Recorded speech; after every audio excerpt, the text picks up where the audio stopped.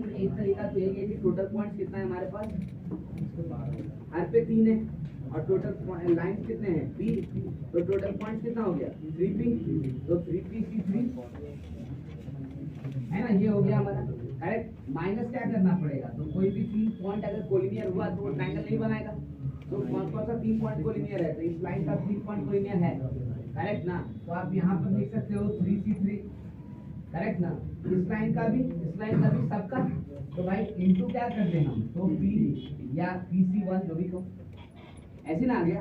अब देखो तो जरा सा ऐसा ऑप्शन आपको दिख रहा है, तो देखो ये 3 कितना होता है 1, तो पहला ऑप्शन सही है। देखो पहला ऑप्शन सही है ना, क्या लिखा हुआ है 3 माइनस 3, ठीक है, पहला ऑप्शन सही है, लेकिन मल्टी करेक्ट है। स्टार मार्क लिखा है, स्टार मार्क का मतलब क्या होता है, मल्टी करेक्ट है, मल्टी करेक्ट है, इसका मतलब दूसरा ऑप्शन भी चेक करना पड़ेगा, तो इसको सॉल्व कर लो। 9p² इंटू p माइनस 1/2 और तीसरा option 4p² into p minus 1, दोनों में से कोई एक ही सही होगा, करेक्ट ना, तो इसको सॉल्व करते जरा ध्यान दो बात की। 3p माइनस 1 3p माइनस 2 5 कितना 6 माइनस p, ऐसी लिखेंगे। थोड़ा इसको सॉल्व कीजिए, क्या लिख सकते हैं, ध्यान दो बात ही सुन रहे, इसको क्या लिख सकते हैं, ये तो कैंसिल हो जाएगा, तो ये 2 हो गया। अब उसके बाद जहाँ दोनों जगह से p कॉमन ले लेते हैं, उसके बाद यहाँ बचेगा कितना, तो 9p² minus 6p minus 3p plus 2 minus 2, देखो ऐसे डिवाइडेड बाई 2 है ना, ये 2 और ये 2 क्या हो गया कैंसिल। अब लिखता है यहाँ से भी क्या हो गया 9p, तो 9p कॉमन लेंगे तो बाहर कितना आ जाएगा, तो 9p² अंदर क्या बचेगा, तो p माइनस 1 बाई कितना हो गया, तो 2। देखो कौन सा ऑप्शन सही है, बी, ए और बी सही है, सी तो नहीं सही होगा, गारंटी। क्यों नहीं सही होगा, क्योंकि भाई वो 4 तभी होता जब ये 9 के बजाय 8 होता है ना, तो सेमी से आना था, तो वो तो गलत हो गया। अब बच गया ऑप्शन डी। ऑप्शन डी क्या लिखा है उसको भी देखो जरा सा, तो ऑप्शन डी में लिखा है उसने 18pc2 प्लस 27pc3। एक तरीका तो यही है कि उसी को सॉल्व करके चेक करो इतना आता है। अदरवाइज दूसरा तरीका भी आपको बताया था ट्रायंगल फॉर्म करने का, क्या करेंगे, तो भाई एक एक करके पॉइंट लेंगे, है ना, तो वो वाला मेथड देखते हैं, शायद हमारा काम हो जाए। देखो maximum number of triangles start करते हैं, बात ध्यान दो क्या कर सकते हैं। तो भाई अगर ट्रायंगल बनाना है तो पहले तो इन 3 लाइन में से कोई 2 लाइन पे आपको पॉइंट चुनना पड़ेगा, कम से कम हो सकता है 3 लाइन पे भी चुनेंगे पॉइंट, है ना, तो पहले क्या कर देंगे 2 लाइन पे ही चुनते, तो आपके पास टोटल कितना है 2 लाइन है 3, तो पहले तो pc2 2 लाइन चुन लो, करेक्ट ना। अब 2 लाइन मान लो ये और ये लाइन चुने, करेक्ट ना, तो एक लाइन पे 2c1 पर से दोनों में से किसी एक पर क्या करेंगे 2 पॉइंट चुनेंगे, अब किसी दूसरे पे कितना चुनेंगे 1, तो क्या करें, तो किस पर से चुने, तो 2c1 चुन करके उस पर 3c2 चुन रहे हैं और दूसरे वाले पे 3c ये ना करेंगे। ये हो गया हमारा, अगर 2 लाइन पे पॉइंट चुन रहे हैं तो प्लस अब 3 लाइन पे एक एक पॉइंट चुनना है, तो 3 लाइन मतलब कितने टोटल लाइन से p ना, तो पहले तो pc3 और उस पर अब क्या करना है, तो तीनों लाइन पर 3c1 into 3c1 into 3c1 तीनों लाइन पे एक एक पॉइंट चुन, करेक्ट ना। ये तरीका हो गया ट्रायंगल बनाने का। अब देखो जरा सॉल्व करके क्या होता है, तो ये दिखता है 3 और ये 3 कितना हो गया 9, 9 2 जा 18, तो ये आ गया आपका 18 इंटू pc2 प्लस ये कितना 3 इंटू 3 9, 9 इंटू 3 27 इंटू pc3, ये आया। देखो तो ऑप्शन डी जो है वही लिखा है, डिफरेंट है, सेम लिखा है ना, हो गया ऑप्शन डी भी सही है, यानी आंसर क्या हो गया, तो ए बी और डी। बोलते रहोगे तो क्या सुनाएंगे, हम बोल रहे हैं आप भी बोल रहे हो साथ में, सुनाई दे रहे हैं। मैंने ये कहा कि इसमें हम लोग मेथड डिफरेंट कर रहे हैं, हम लोग ये मेथड इसमें लिए तो क्योंकि आसान था, टोटल पॉइंट और माइनस जितना कोलिनियन है 3 एक साथ, करेक्ट ना। बट इसमें क्या कर रहे हैं कि हम एक एक करके पॉइंट चुन रहे हैं, तो भाई अगर 3 पॉइंट चाहिए तो या तो 3 पॉइंट 2 लाइन पे होना चाहिए, एक लाइन पे तो नहीं चलेगा, या तो तीनों पॉइंट 3 लाइन पे होना चाहिए, तभी भी ट्रायंगल बन सकता है, ठीक है ना। तो हमने कहा कि एक काम करो, तो पहले 2 लाइन वाला काम कर लेते हैं, तो हमारे पास टोटल लाइन कितने हैं p लाइन में से 2 लाइन चुन लिए pc2, ठीक है, सपोज करो ये लाइन और ये लाइन चुने, तो भाई अब किस पर हम 2 पॉइंट चुने, तो वो भी 2 तरीका हो सकता है, एक में इस पे 2 चुनेंगे और दूसरे में किस पे चुनेंगे, तो 2c1 बेस से, करेक्ट ना, वो काम करेंगे। अब मान लो 2c1 बेस से फिक्स हो गया कि इस पे 2 लेंगे और इस पे 1 लेंगे, तो इस पे 2 कौन सा पॉइंट लेंगे, तो 3c2, और इस पे 1 कौन सा पॉइंट लेंगे, तो 3c1। ये हो गया 2 लाइन वाला केस, यहाँ देखो हो गया ना। अब यहाँ वाला कौन केस है, ये तो 3 लाइन वाला, मतलब तीनों लाइन पे एक एक पॉइंट लेंगे, तो कितना लाइन है टोटल p, तो pc3 पहले 3 लाइन चुन लिए, करेक्ट ना। अब मान लीजिए ये और ये लाइन चुने, तो इस पर भी एक पॉइंट कितने तरीके से 3C1, इस पर भी एक पॉइंट 3C1, इस पर भी एक पॉइंट 3C, हो गया आंसर।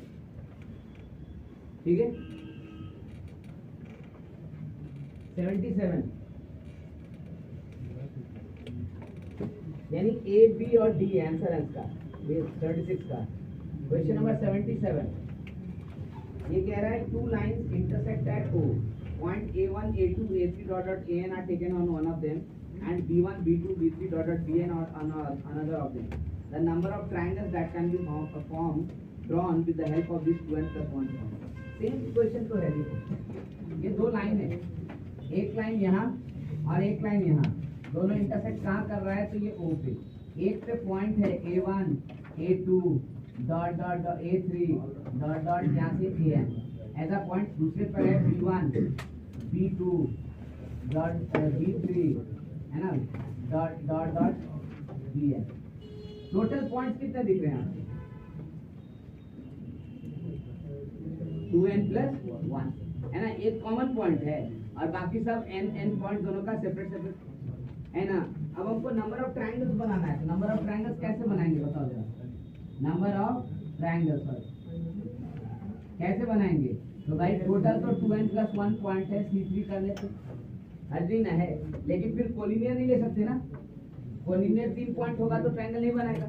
तो कौन कौन सा पॉइंट कोलिनियर है, तो यहाँ से देखो यहाँ कितना पॉइंट कोलिनियर दिख रहा है n plus 1, यहाँ पे भी कितना पॉइंट कोलिनियर दिख रहा है, तो फिर यहाँ से लिख देते हैं n plus 1 C3 minus into क्या 2, क्यों तो दोनों लाइन के एक एक, बस यही हमारा आंसर हो गया।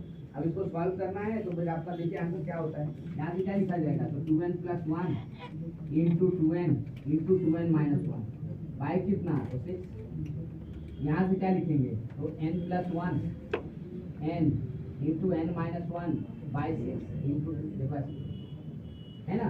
आई कैन सी यहाँ से देखो ये 2 ये 6 ये 3 हो गया, ये 2 ये 6 ये कितना हो गया, आई कैन टेक कॉमन, कितना कॉमन मिलेगा दोनों जगह से, तो n बाई मिलेगा ना, पहला जगह क्या बचा तो 4n स्क्वायर माइनस 1 माइनस दूसरे में क्या बचा तो n स्क्वायर माइनस 1, इतना ही बचा। अब देख लो ये -1 ये -1 क्या हो जाएगा कैंसिल, यहाँ क्या हुआ 4n square minus n square यानी कितना बचा 3n स्क्वायर, तो you are writing n by 3 into 3n square. देखो तो ये मिलके क्या बन गया, दैट इज योर आंसर।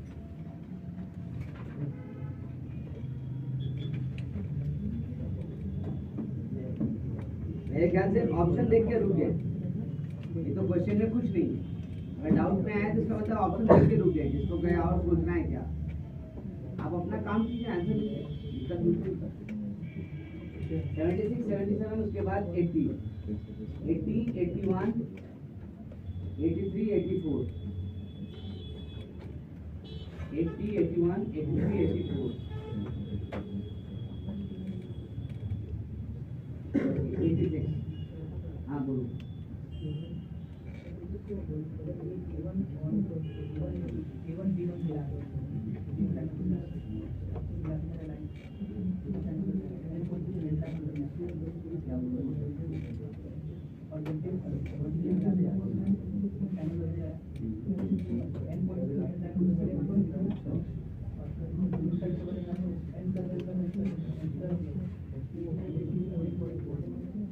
क्या बनेगा, क्या सिचुएशन बनेगा, फिगर तो हमने नहीं, अगर मान लीजिए वैसा फिगर में थोड़ा बहुत अल्ट्रेशन हुआ तो गड़बड़ हो जाएगा।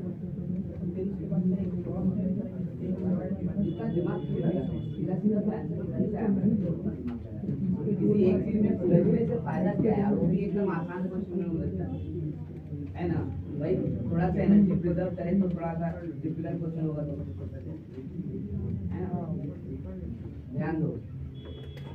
Question number 18.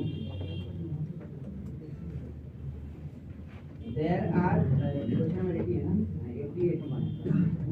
There are 3 coplanar lines. If n points are taken on each one of the lines, the maximum number of triangles is the vertex of this one. फिर वही क्वेश्चन है, देखो क्वेश्चन नंबर 76।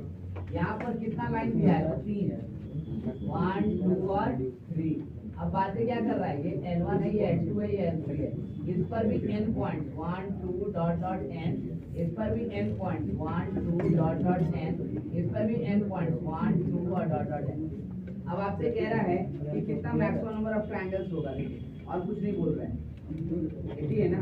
हाँ, तो कैसे निकालेंगे? Maximum number of triangles 3nc3 minus 3 time nc3, ये ना हो गया। टोटल पॉइंट्स कितना? तो 3n, तो 3nc3 total number of point base हो गया। इसमें से ट्रायंगल कब नहीं बनेगा? जब तीनों कोलिनियर होगा। तो तीनों कोलिनियर कब होगा? जो एक ही लाइन, तो दैट इज nc3, और वो कितना है? तो 3।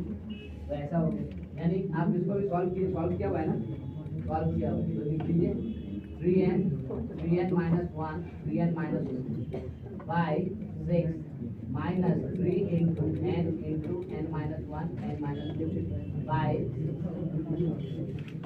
n by 2 common, n by 2 common, यहाँ से कितना हो जाएगा? तो 9n square minus 9n plus 2, और यहाँ से हो जाएगा minus n square minus 3n plus 2।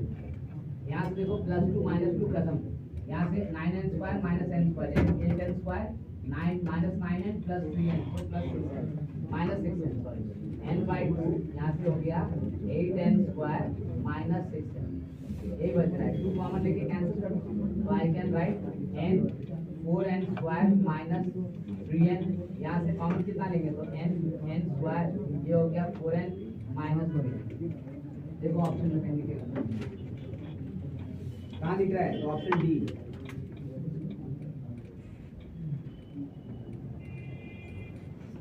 Question number 81,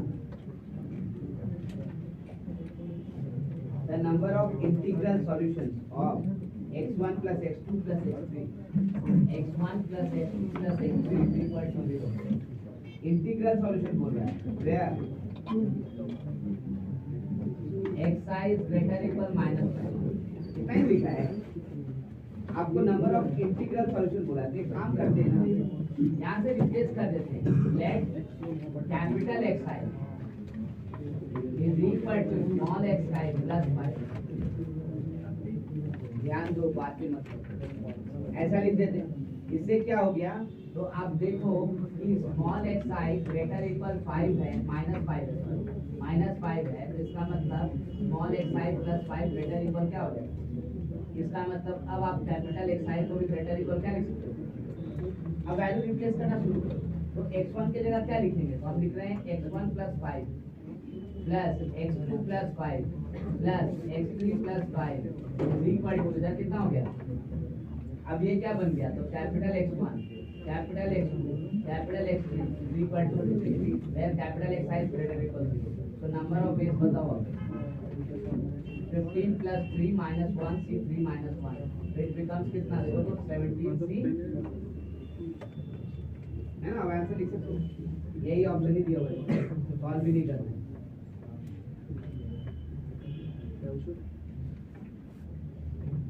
उसके बाद 83, 84 एंड 86 इस पेज पे 3 है। क्वेश्चन नंबर 83 देखो, रिपीटिशन है, the number of positive integral solution, positive number of positive integral solution, ठीक है। तो पॉजिटिव इंटीग्रल सॉल्यूशन बोल रहा है किसका? तो x plus y plus z is equal to n। तो भाई पॉजिटिव कहने का मतलब जीरो नहीं ले सकते, जीरो नहीं ले सकते, तो इसका मतलब क्या है? सबको कम से कम नेचुरल नंबर 1 तो देना ही पड़ेगा, करेक्ट ना। तो हम पहले जीरो बनाए तब तो फॉर्मूला लगाए ना, तो सबको कितना दे दें? एक एक दे देंगे, तो ये हो जाएगा कैपिटल x, ये हो जाएगा कैपिटल y, ये हो जाएगा कैपिटल z, और ये कितना हो जाएगा? तो n माइनस, तब ना होगा। अब यहाँ पर ये तुम्हारा capital Y capital X capital Z जो है वो ग्रेटर इक्वल 0 है, तो यहाँ पे नंबर ऑफ सॉल्यूशन निकालिए, नंबर ऑफ कितना हो जाएगा? n minus 3 plus 3 minus 1 c3 minus 1, तो n माइनस 1 c2 के बचा।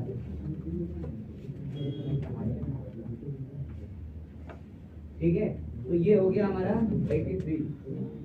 बोलो नहीं, सामने बैठ करके तुम बोल रहे हो बार बार, सबको डिस्टर्ब करो।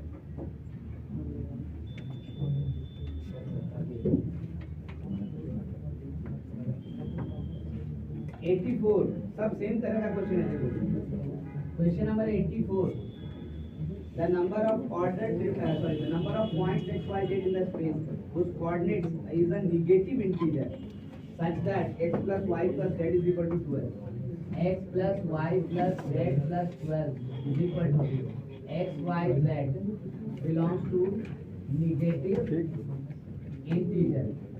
है ना बोला है नेगेटिव इंटीजर बोला है तो एक काम करो let capital X is equal to minus x capital Y is equal to minus y and capital Z is equal to minus Z लिख सकते हैं ना।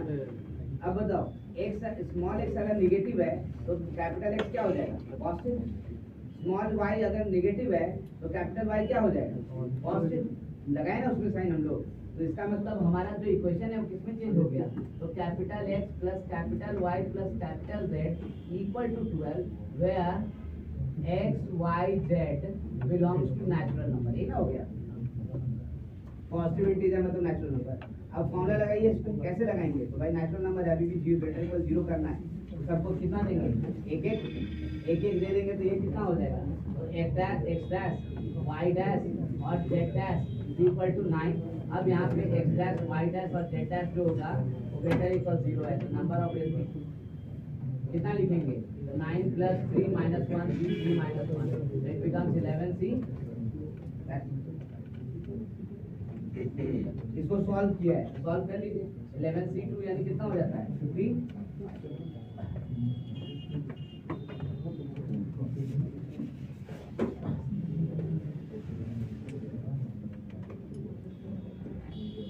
क्वेश्चन नंबर 86 ये भी सेम क्वेश्चन है, देखो एक ही तरह क्वेश्चन है। इस क्लास में आप अगर कंसंट्रेट किया होता तो आपको दिक्कत नहीं होती। मैं यही बोल रहा हूँ, जब हम लोग क्लास में डिस्कस करते हैं बात होता रहता है, तो नोट कर लेते बाद में देखेंगे, बाद में देखना तो दिक्कत होगी, ज़्यादा डाउट आने का मेन रीजन सुनते ही कि बाद में देखेंगे, अभी बात कर ले तो मौका मिले ना मिले। If A, B, C are positive integers such that A plus B plus C is less equal to 8, the number of position values of order different is। आपसे ये पूछ रहा है, देखो A, B, C is less equal to 8, A, B, C belongs to natural number। आपसे number of solution पूछा है, क्या करेंगे, तो पहले तो इसको नेचुरल नंबर से ग्रेटर इक्वल 0 बनाए, सबको कितना दे दें एक एक दे देते हैं, तो आई can right A plus B plus C less equal कितना होगा। अब यहाँ से कह सकते हैं कि A, B, C का वैल्यू जो होगा ग्रेटर इक्वल क्या होगा, लेकिन इसको भी सॉल्व नहीं कर सकते क्योंकि इसमें क्या है इनइक्वालिटी, तो इनइक्वालिटी हटाने के लिए क्या जोड़ देते हैं डस्टबिन, तो डस्टबिन जोड़ देते हैं, तो A plus B plus C plus D equal to कितना हो गया, A B C तो ग्रेटर इक्वल 0 था ही, आपका डस्टबिन भी क्या हो गया देखो तो ग्रेटर इक्वल 0 ही हो गया, क्योंकि डस्टबिन में अगर 0 डालोगे तो सबका सम कितना होगा, तो 5 होना चाहिए क्योंकि लेस इक्वल लिखा है। तो फिर हम यहाँ से नंबर ऑफ सॉल्यूशन अब यहाँ से लिख सकते हैं, तो कितना लिखेंगे, तो 5 प्लस 4 माइनस 1C 4 माइनस 1, तो we are getting 8C। Solve करके निकालना है, 8C निकालो कितना लिखोगे, 8 7 जा हो गया, 6 तो कैंसिल ना हो जाएगा।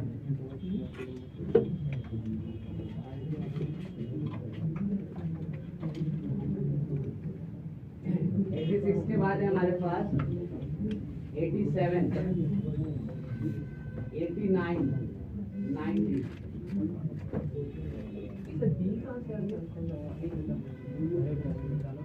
लेस इक्वल जो था तो हमने कहा था ना कि भाई इसको न्यूमैरिटी में बदलने के लिए क्या करना पड़ेगा, एक भी ऐड करना पड़ेगा। भाई आप A B C and D डालते हो 5 या 5 से कम देते, तो अगर 5 दिए तब तो ठीक है, लेकिन 4 दिए तो एक का क्या करेंगे, भाई एक को कहाँ डालेंगे, तो डस्टबिन में डाल देते हैं, तो डस्टबिन में कितना डाले उसके लिए डी आती है ना।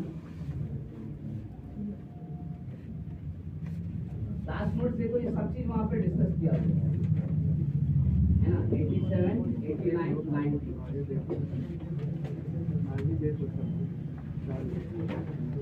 ABC are natural number in AP, तो 2B is equal to A plus C, ये दिया हुआ है, ये पहला इक्वेशन कह रहा है A plus B plus C is equal to 21, ये दूसरा इक्वेशन।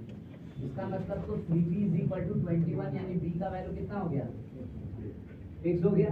यहाँ से B का वैल्यू डाल दो तो कितना लिखोगे, this implies A plus C का वैल्यू हो जाएगा 40, हो जाएगा ना। अब यहाँ पर A और C जो है वो नेचुरल नंबर से, तो यहाँ से capital A plus capital C is equal to कितना लिख देते हैं 12, लिख सकते हैं ना।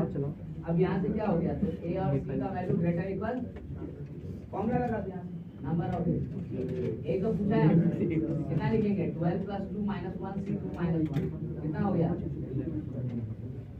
सीधा 13, आंसर इज 13 ऑप्शन सी। कोई कंडीशन नहीं सोच रहे हम, सीधा एक ही फॉर्मूला पे काम करेंगे। 89 अभी क्लास का क्वेश्चन है, क्लास में ऐसा क्वेश्चन करवाए, कह रहा है x + y + z = 15, x का वैल्यू ग्रेटर इक्वल 0, y का वैल्यू ग्रेटर इक्वल 1 और z का वैल्यू ग्रेटर इक्वल 2। आपको बताना है नंबर ऑफ सॉल्यूशन, तो क्या करेंगे, इसको 1 दे देते हैं, इसको 2 दे देते हैं, है ना। तो यहाँ से ये x, ये कैपिटल Y, ये कैपिटल Z, यहाँ कितना बचा हमारे पास 12, यहाँ से x ग्रेटर इक्वल 0 था ही, अब कैपिटल Y भी ग्रेटर इक्वल 0 हो गया और Z भी कैपिटल इक्वल क्या हो गया। अब नंबर ऑफ सॉल्यूशन लिखो खाली, कितना लिखेंगे, तो आई can right 12 + 3 - 1 C3 - 1 that is 14C, है ना। 14C2 कैलकुलेट कर लो भाई, कितना हो जाएगा, तो ये हो जाएगा तुम्हारा 7 × 13, कितना हो गया 90, 91 is your answer, option A.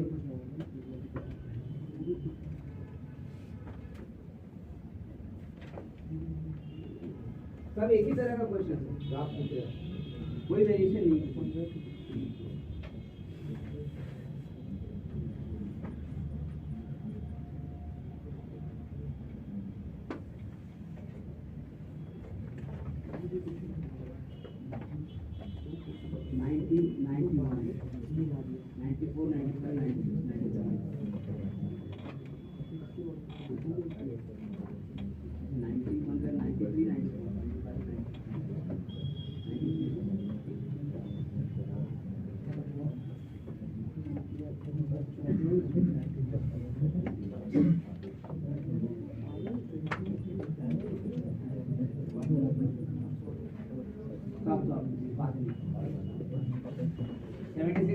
दिया करें 76 77 हो गया सबका।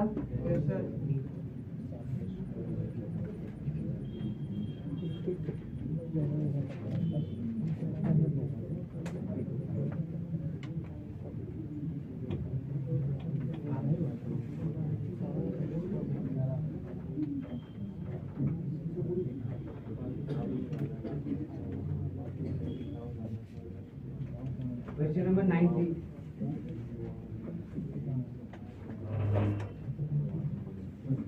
ये क्या लिख रहा है, 15 less than x1 plus x2 plus x3 less equal 20। यहाँ पे बता दिया कि x1 x2 x3 जो होगा वो नेचुरल नंबर, पॉजिटिव इंटीग्रल। तो भाई सबसे पहले तो आप ये पॉजिटिव इंटीग्रल सॉल्यूशन को ग्रेटर इक्वल 0 कीजिए, नहीं तो सब हमको फॉर्मूला लगाने में दिक्कत होगा। तो क्या करेंगे, तो तीनों को एक एक दे देंगे, तीनों को एक एक दे देंगे, तो तीनों में से -3 करना पड़ेगा, करेक्ट ना। तो यहाँ क्या बन जाएगा 12 लेस देन, ये क्या बनेगा capital X1 capital X2 capital X3 और ये क्या बनेगा ऐसे ना बनेगा 70, ठीक है। यहाँ पर x1 x2 और x3 इज ग्रेटर इक्वल क्या है, मतलब होल नंबर, ठीक है। तो हम लोग फॉर्मूला तो लगा ही सकते हैं, लेकिन इनइक्वालिटी है। तो मैंने क्या कहा, ये कहना क्या चाह रहा है, तो ध्यान रखो, ये कहना चाह रहा है कि x1 + x2 + x3 को आप 13 ले सकते हैं, क्योंकि 12 से बड़ा है, 14 दे सकते हैं, 15 दे सकते हैं, 16 दे सकते हैं, और क्या दे सकते हैं, कितना केसेस है 4, हम लोग निकाल सकते हैं वैसे, करेक्ट ना। तो मैंने कहा उससे बेहतर तरीका तो ये है ना, हम एक काम करते हैं x1 + x2 + x3 less equal 17 निकालते हैं। ये तो निकालना आसान है ना। कैसे करेंगे, तो एक x को ऐड कर देंगे, ठीक है, और डायरेक्ट फॉर्मूला लगा देंगे, ठीक है। तो मैंने बोला तो फिर एक काम करो ना, यहाँ पे लिख दो ना x1 + x2 + x3 is less equal 12। इसका भी तो निकालना आसान है ना, इसमें भी क्या करेंगे, एक x को ऐड कर देंगे और सॉल्यूशन निकाल देंगे। मैं कह रहा हूँ जितना भी इसका सॉल्यूशन है उसमें से इसको सब्ट्रैक्ट कर दो, तो 12 से नीचे वाला खत्म। अब बचा क्या, सिर्फ 13 14 15 16 17 जो भी चाहिए ठीक है, तो भाई यहाँ से निकालिए, यहाँ क्या लिखेंगे, तो इसका मतलब x1 plus x2 plus x3 plus x4 equal to कितना हो जाएगा। अब यहाँ पे हम लोग लिख सकते हैं xi ग्रेटर इक्वल टू, तो नंबर ऑफ वेज कितना हो गया, तो 17 प्लस 4 माइनस 1 सी 4 माइनस 1 यानी 20 c3।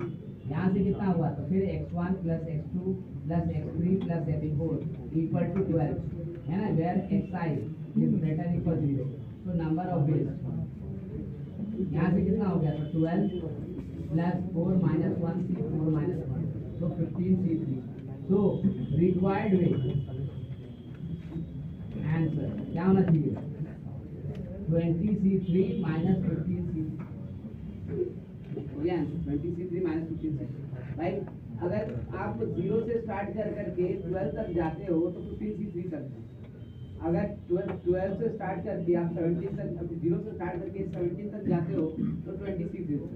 तो भाई बीच में 12 और 17 में कितना तरीका है, माइनस में, और तो यहाँ से वैल्यू भी निकाल सकते हैं। 20 c3 मतलब क्या हो गया, तो 20 into 19 into 18 by 6 minus 15 into 14 into 13 by this can be cancel, ये 3 यहाँ भी कैंसिल, ये 5 और ये 7 कितना हो गया यहाँ से, तो आई कैन सी 9 3 जा, अच्छा 6 इंटू 19 ज़्यादा अच्छा होगा, बातें बंद करोगी है ना, कितना हो गया 6 इंटू 19, 6 इंटू 19 मतलब कितना हो गया 11 40 आई एंड 0 भी है, 11 40 माइनस यहाँ से देखो 35 इंटू 13 कितना 455, 455 सब्ट्रैक्ट करो कितना हो गया बताओ,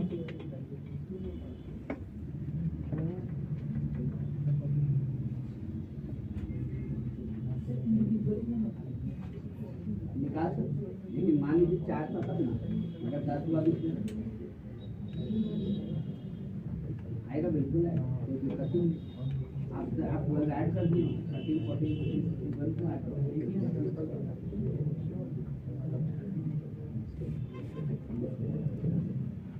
90 हो गया, 91 क्वेश्चन नंबर 91 देखिए, ABCD are odd natural number, देखो क्लास का क्वेश्चन है, क्लास में ऑड नेचुरल नंबर करवाए थे, देखो क्लास का क्वेश्चन डेफिनेटली इसको बाद में पढ़ पूछिए है ना, क्लास के बाद पूछिए या फिर क्लास में एक बार कंसल्ट कीजिए, खाली कुछ करना नहीं है, ए के जगह पे 2 लैम्डा 1 प्लस 1, बी के जगह 2 लैम्डा 2 प्लस 1, सी के जगह 2 लैम्डा 3 प्लस 1 और डी के जगह 2 लैम्डा 4 प्लस 1 रिप्लेस कर दीजिए, देखिए आपका क्वेश्चन सही हो जाएगा, क्लास में करवाया हुआ क्वेश्चन। तो मैं स्टार्ट कर रहा हूँ कहाँ से, तो 93 से, 93 से ध्यान दो,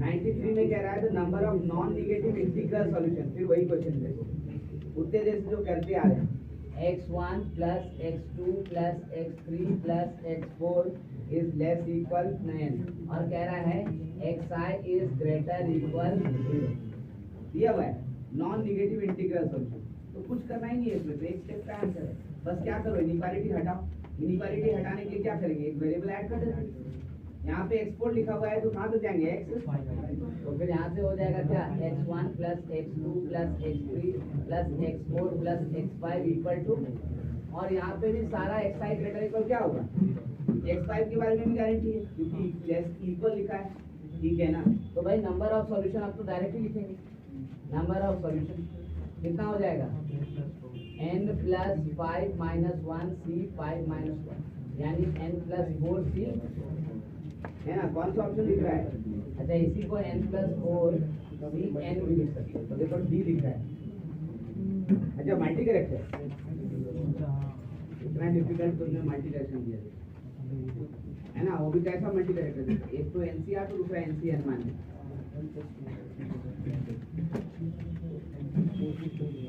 93 के बाद 97 तक रेगुलर है भाई, देख लो यहाँ 94 number of non negative integral solutions of x1 plus x2 plus x3 प्लस 4x4 is equal to xi greater equal 0, थोड़ा सा ध्यान दीजिए बाद में यहाँ पर भी डायरेक्ट फॉर्मूला लगा सकते थे, लेकिन दिक्कत है क्यों? क्योंकि एक्सपोर्ट जो है उसका कोएफिशिएंट 1 है। अगर उसका कोएफिशिएंट 1 होता तो हमको देने में कोई दिक्कत नहीं था, लेकिन उसका कोएफिशिएंट 1 नहीं। अब दिक्कत क्या है कि एक्सपोर्ट को 1 देंगे तो 1 नहीं लेगा, वो कितना लेगा? 4 है कि सीधा 4 डिजिट कर जाएगा। तो इन दैट केस उसको देना अलग से पड़ेगा, मजबूरी। तो क्या करें? तो हम ऐसे लिख देते हैं x1 plus x2 plus x3 is equal to 20 minus 4x। अब एक एक करके केस करो, क्योंकि यहाँ पे और कोई चारा हमारे पास नहीं बच रहा है, क्योंकि एक्सपोर्ट को हैंडल करना ही पड़ेगा अकेले।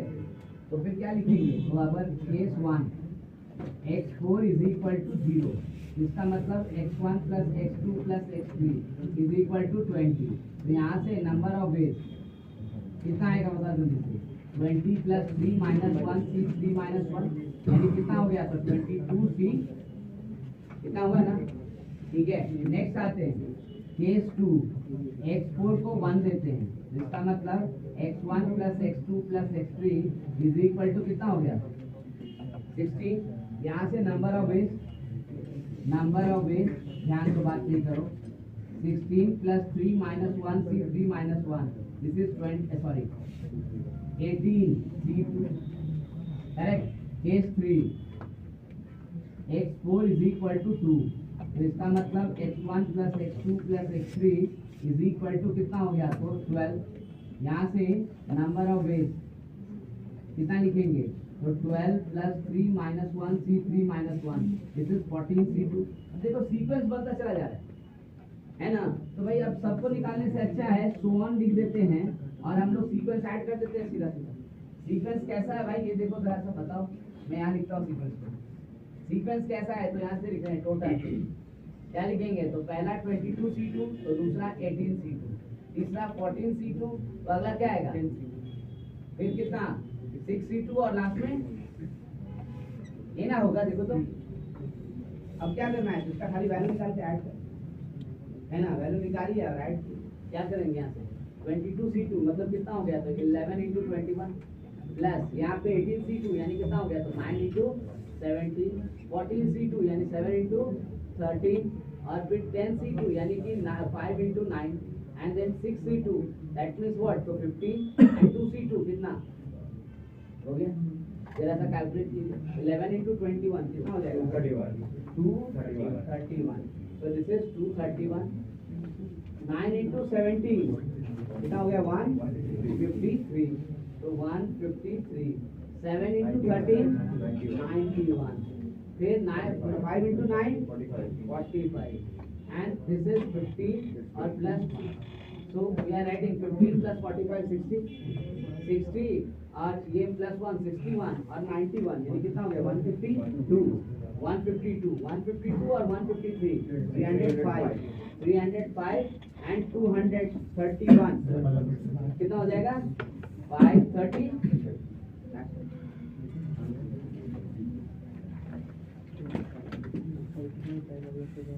94, 536 ऑप्शन डी।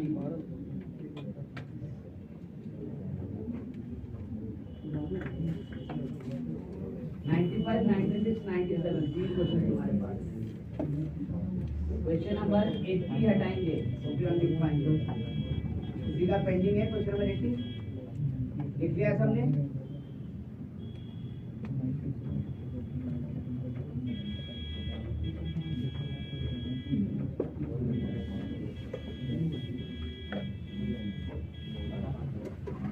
क्वेश्चन नंबर 95, ध्यान दो इधर। ये कह रहा है number of positive integral solution of equation x1 x2 x3 is equal to 60 where xi belongs to natural number. ये बोला इसका सॉल्यूशन भाई। अब ये देखो यहाँ पे एडिशन में नहीं है, जब एडिशन में नहीं है तो डेफिनेटली जो मेथड हम लोग अप्लाई किए थे वो नहीं कर पाए। प्रोडक्ट में तो प्रोडक्ट वाले केसेस को कैसे कर रहे थे? तो प्राइम फैक्टर्स पे डाल करके कल उसको दे रहे है ना? यहाँ भी वही करेंगे। पहले 60 को क्या करें? प्राइम फैक्टर्स पे डिस्ट्रीब्यूट कर देते। क्या लिखेंगे? तो x1 x2 x3 is equal to यहाँ कितना होगा? 15 यानी 15 into 4, तो 2 स्क्वायर into 3 into आ गया प्राइम फैक्टर्स को। अब ये सोचो कि 3 आदमी है, x1 x1 x2 x3। ठीक है, तीनों को देना है ये, क्या देना है, तो दो 2 देना है, एक 3 देना है और एक क्या देना है 5। तो भाई एक एक करके स्टार्ट करो, नंबर ऑफ बेस लिखना है। सबसे पहले 2 को देना स्टार्ट करते हैं, तो 2 को कितने तरीके से दे सकते हैं, तो किसी एक को दोनों दे देते हैं और किसी 2 को एक एक देंगे, ये भी तो कर सकते हैं ना।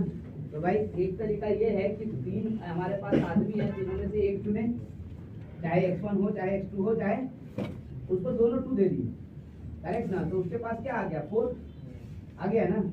अब दूसरा तरीका ये है कि 3C2 से हम 2 चुन लिए, x1 और x2 चुन लिए सपोज करो। अब दोनों को क्या करेंगे, एक टू एक को देंगे, एक टू, और कोई तरीका है 2 देने का नहीं, ठीक है ना, तो ये 2 देंगे। 3 देने का तरीका बताओ, तो 3 तो एक ही है ना, किसी एक ही को दे सकते हैं। और कितना आदमी हमारे पास है 3, x1 x2 और, तो तीनों में से एक चुन करके दे देंगे। 5 भी एक ही है, तो कितना तरीका खत्म हो गया, आंसर आ तो देखो आंसर कितना फाइंड आएगा, ये 3 कितना हो गया 6 इंटू 3 यानी कितना हो गया 54।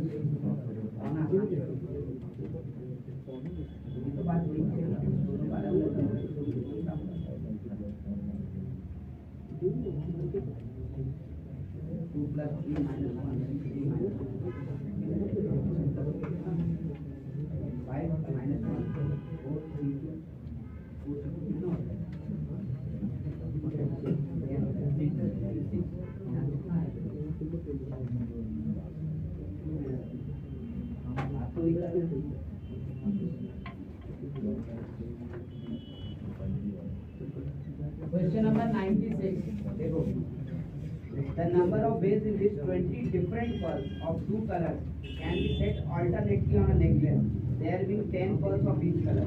भाई 2 कलर का है, सपोज करो रेड का है और ब्लू का है ना, तो रेड में भी 10 डिफरेंट है और ब्लू में भी 10 डिफरेंट है, और ऑल्टरनेट लगाना है नेकलेस पे, है ना। तो क्या करेंगे, नंबर ऑफ बेस, सबसे पहले क्या करें बताओ, सबसे पहले तो हम किसी एक को अरेंज कर देते हैं नेकलेस पे, उसके बाद ऑल्टरनेट है तो दूसरे को गैप्स में डालेंगे, ठीक है ना। तो पहले सपोज करो रेड वाले को कर रहे हैं, तो रेड वाले को कैसे करेंगे, तो 10 फैक्टोरियल बाय कितना हो गया, क्यों, क्योंकि सर्कल पे करना है, सर्कल पे रेड वाला हो गया अरेंज, देखो रेड 1 रेड 2 रेड 3 रेड 4 ऐसे red 5 red 6 red 7 red 8 red 9 red 10 हो गया।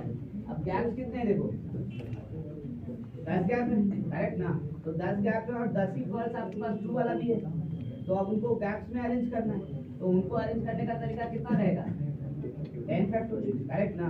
अच्छा, होल इनटू 1/2, ये 1/2 किस लिए, नेकलेस है, उठा करके पलट सकते हैं, और जब पलट सकते हैं तो 2 तो करना ही पड़ेगा, करेक्ट ना। तो आंसर कितना बन गया देखो तो जरा सा, तो यहाँ से आ गया 9 फैक्टोरियल, यहाँ से भी कितना आ गया 9 फैक्टोरियल इंटू 10/2 ऐसे लिख सकते हैं, यानी 5 इंटू 9 फैक्टोरियल का whole square,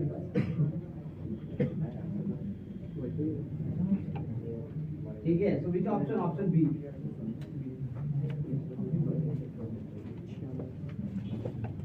Okay, we'll come to the last question. 6 boys and 6 girls sit along alternately in X space, a line along a line alternately in X space, and along a circle again alternately in Y space. Then X or Y different. ये तो class में भी किए थे कि भाई alternate जो बैठाते हैं हम लोग दोनों का क्वांटिटी सेम होना चाहिए बॉयज और गर्ल्स का। ऑल्टरनेट अगर बैठाते हैं तो लीनियरली और सर्कल में क्या फर्क, ये किए थे ना, उसी की बात यहाँ पे कर रहा है। क्वेश्चन नंबर 97, हमारे पास कितने बॉयज और कितने गर्ल्स हैं? 6 boys 6 girls, 6 boys and 6 girls. देखो x alternately on a line या on a line कितना होगा बताओ जो x का तरीका। तो ऑब्वियस है या तो बॉयज से शुरू होगा या तो गर्ल्स से।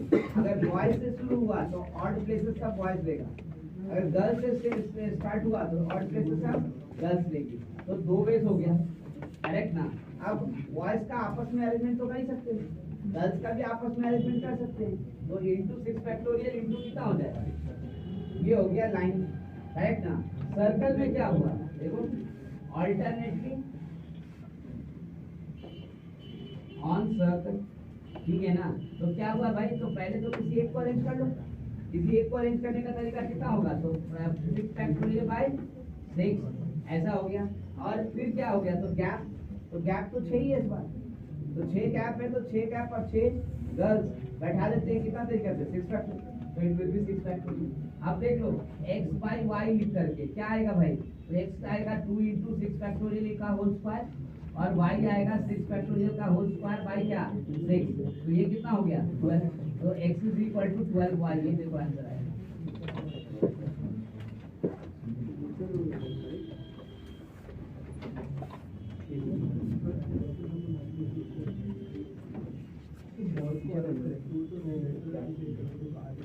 नहीं लिखा है डिफरेंट है, तो डिजाइन डिफरेंट है, कलर से ये तो नेवी ब्लैक कलर का है, नेवी ब्लैक कलर का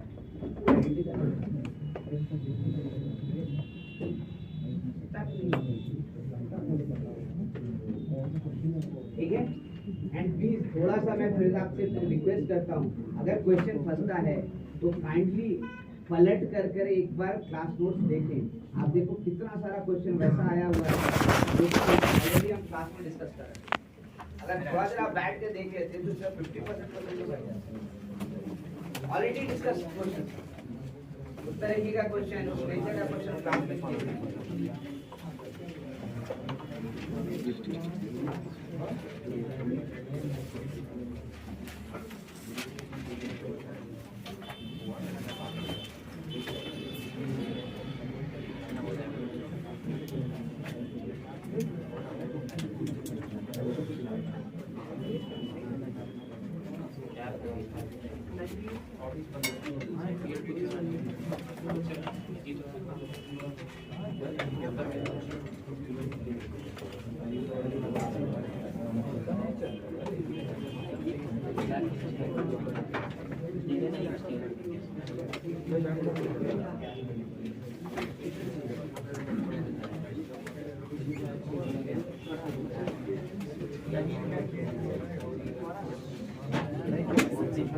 सबका नोट भेजता है, तैयार करना स्टार्ट कर दो।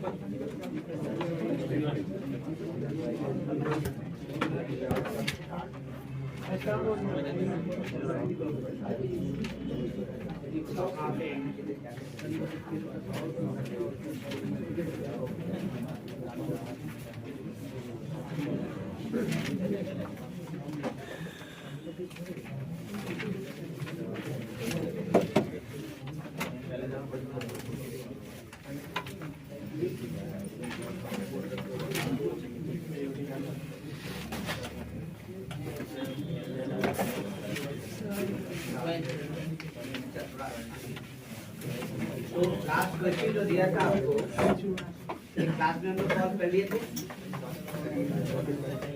ऑर्थो सेंटर निकालना ना, करिए।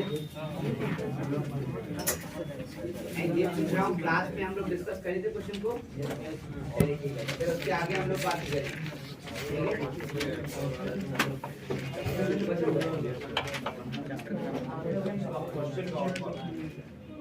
अच्छा, मतलब सरकम सेंटर निकाल करके छोड़ दिए थे। अच्छा, यूलर लाइन पे हम लोग ऑर्थो सेंटर नहीं निकाले। चलिए बताइए, वहीं से स्टार्ट करते हैं। क्या क्या क्वेश्चन था बताइए, निकाल जरा क्वेश्चन।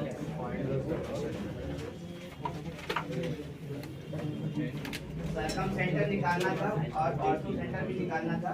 वर्टाइसेस हमारे पास क्या दिया हुआ था, triangle A B C. Vertices A था हमारे पास 1,3, बी था हमारे पास 2,4 एंड सी था हमारे पास 1,6। ये ना था। अच्छा ठीक है, आई रिमेम्बर। इसको हम लोग अभी कॉन्सेंट्रेट, सरकम सेंटर तक हम निकाल चुके थे, तो हम वहां तक फिर दोबारा नहीं निकाल रहे हैं। आई होप कि सबको समझ में आ गया था। हम लोग जिस डेफिनेशन को चले थे, तो SA equal to SC is equal to SC है ना। इस आप ध्यान दो, इस डेफिनेशन से हम लोग चले थे और हम लोग S का कोऑर्डिनेट निकाल लिए थे। कितना आया था, 1/2 कॉमा इतना ही आया था ना। मतलब सरकम सेंटर हमारा आ गया। हमें क्या चाहिए था, तो ऑर्थो सेंटर, वहीं हम लोग रुके थे। ठीक है, तो एक बार ऑर्थो सेंटर से हम लोग आते हैं किस पे, यूलर लाइन पे। यूलर लाइन क्या कह रहा था हमारा, बताओ। तो यहाँ अगर ऑर्थो सेंटर है, यहाँ अगर सेंट्रॉइड है और यहाँ अगर सरकम सेंटर है, तो सेंट्रॉइड 2:1 पे क्या करा, डिवाइड। अब देखो जरा, सरकम सेंटर तो हम लोग जानते हैं 1/2 कॉमा कितना है। सेंट्रॉइड भी हम निकाल सकते हैं, कैसे, तो देखो ना यहाँ से x1 + x2 + x3/3 कितना हो गया, 4/, कॉमा नेक्स्ट वन 13/, करेक्ट ना। तो लिखेंगे 13/। तो भाई दोनों टर्म तो निकाल चुके, निकालना किसको है, तो इसको अल्फा कॉमा बीटा कहते हैं। फॉर्मूला लगाइए जरा, कैसे लगाएंगे फॉर्मूला, तो मुझे दिखता है 4/3 को लिखा जा सकता है 2 × 1/2 + 1 × α/3 ऐसे नहीं करेंगे। देखो ना, 2 × 1/2 1 × α/3 ठीक है। हम इंटरनल सेक्शन फॉर्मूला ही लगाएं। यहाँ से देखो तो दोनों तरफ पूरी बात में क्या हो जाएगा, कैंसिल। तो बचा क्या, तो यहाँ बच गया α + 1 तो अल्फा का वैल्यू कितना आ गया।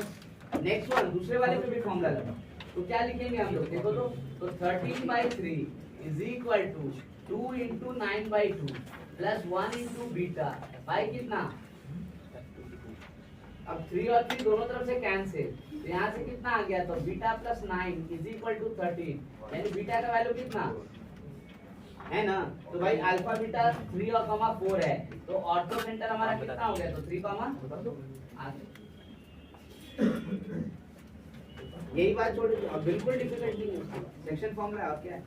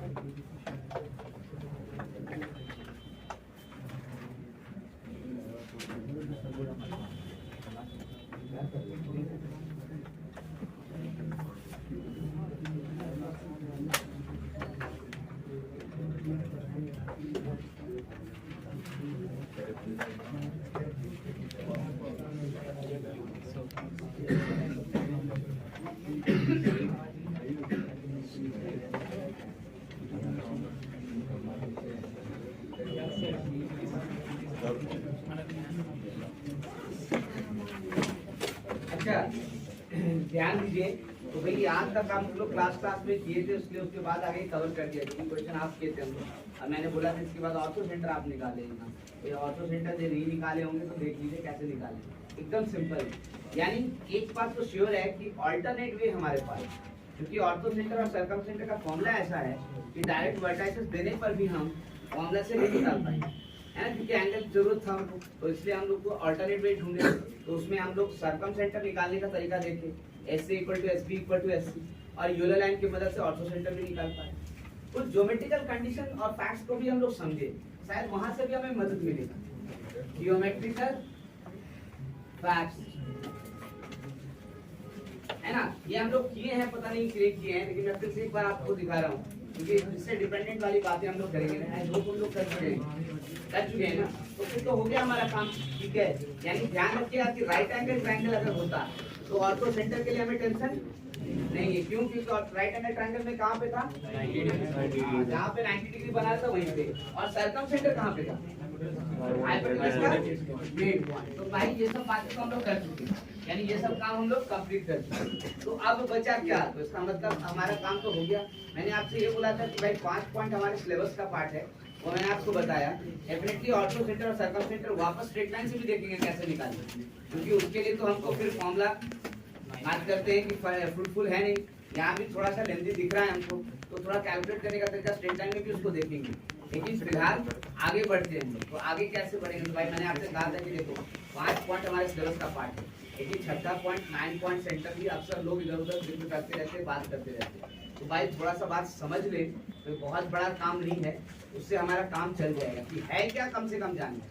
तो ऐसा नहीं लगेगा कि हम नहीं जानते, हालांकि ये सिलेबस का पार्ट नहीं है, तो कम से कम आपके जेई मेंस और एडवांस में तो नहीं पूछेगा, अपार्ट फ्रॉम दैट एग्जामिनेशन अगर कुछ देते तो हो सकता है, करेक्ट ना। तो भाई होता क्या है, वैसे वो बता के आगे बढ़ जाता हूँ, बहुत माइनर सब चीज है, ध्यान रखिएगा। तो we are going for 6-1, but this is not non essential, ध्यान रखो, ठीक है। 9 पॉइंट सेंटर, 9 पॉइंट सेंटर, भाई 9 पॉइंट सेंटर एक सर्कल का सेंटर है, जिस सर्कल को हम लोग 9 पॉइंट सर्कल कहते हैं। अब 9 पॉइंट सर्कल क्यों कह रहे हैं, क्योंकि एक गिवन ट्रायंगल में 9 पॉइंट ऐसे हैं जिससे ये गुजरेगा, फिक्स 9 पॉइंट किसी भी ट्रायंगल में। कौन कौन से 9 पॉइंट, तो काउंट करना स्टार्ट कीजिएगा। यहाँ से ऑल्टीट्यूड डाल रहे हैं, देखो, ठीक है, थोड़ा सा ट्रायंगल ढंग का बनाए जिससे कि फिगर बनाने में दिक्कत ना हो, है ना, ऐसे, ठीक है। अब देखो यहाँ से परपेंडिकुलर डालें, है ना, परपेंडिकुलर डालें, तो ये altitude, foot of the altitude 1 हुआ, यहाँ से भी परपेंडिकुलर डालो, ये भी फुट ऑफ द ऑल्टीट्यूड, देखो ये हुआ 2, यहाँ से भी परपेंडिकुलर डालो, ये भी देखो फुट ऑफ द ऑल्टीट्यूड, ये कितना हो गया 3 पॉइंट, ये हो गया मिड पॉइंट, यहाँ से 4, इसका मिड पॉइंट ये कितना हो गया 5, और इसका मिड पॉइंट पता नहीं इधर या इधर कहीं पे होगा, ठीक है, इसको थोड़ा सा करने की जरूरत नहीं, यहाँ पे हो गया, सपोज करो 6, है ना। यानी पहला तो foot of the altitude 3 point हो गया, mid point of the sides 3 point हो गया, और उसके बाद क्या, तो ये ऑर्थो सेंटर है, ये वर्टेक्स है ए बी और सी, तो भाई ए और एच का मिड पॉइंट यहाँ पे 7, बी और एच का मिड पॉइंट यहाँ पे 8, और सी और एच का मिड पॉइंट यहाँ पे 9। कितना पॉइंट्स दिख रहा है 9। इन 9 पॉइंट्स को अगर ध्यान से देखोगे तो सबके थ्रू होते हुए एक सर्कल पास करता हुआ नजर आएगा, देखो ऐसे, है ना, ऐसे थोड़ा सा इधर, ठीक है ना, ऐसे पास, ठीक है। इसी सर्कल को हम लोग क्या बोल रहे हैं 9 पॉइंट सर्कल, और इसके ही सेंटर को क्या बोल रहे हैं हम 9 पॉइंट, करेक्ट ना। सो भाई in for a given triangle, ध्यान रखोगे, for a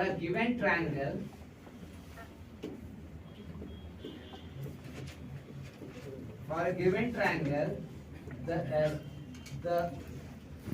3 foot of the altitudes, या foot of the perpendicular altitude तो ज्यादा अच्छा, altitudes 3 midpoint of the sides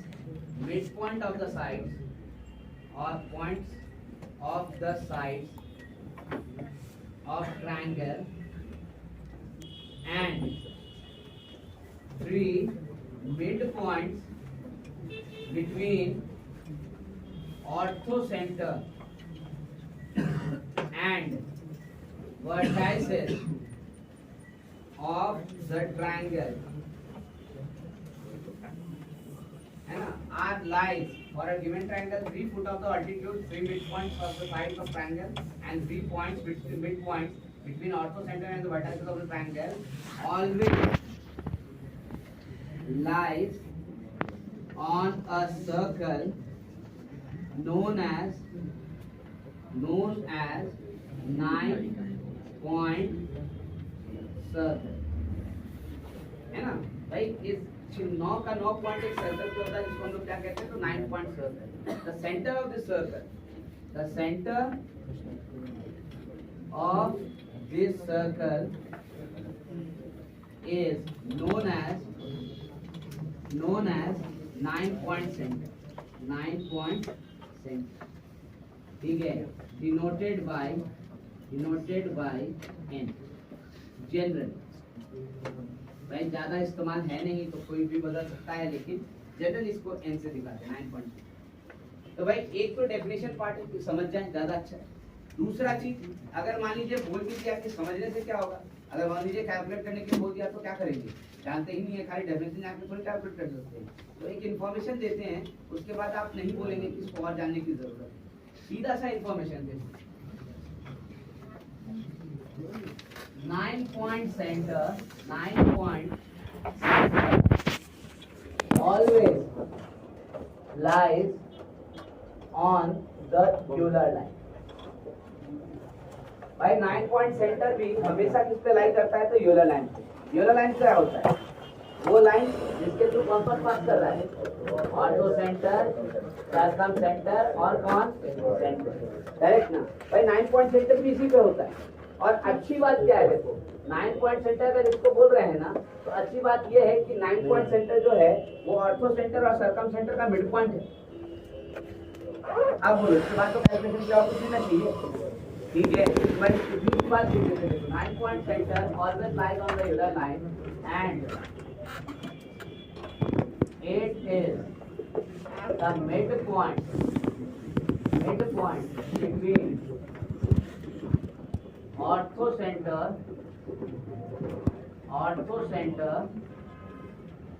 H and circum center S, है ना। that is HN by NS is equal to 1/1, है ना। तो ध्यान में रखिए, G हटा देते हैं, this is 1:2, है ना, क्योंकि G रखेंगे तो कंफ्यूजन होता है, ऐसे लिखने में आसान है। 1:2 this is equal to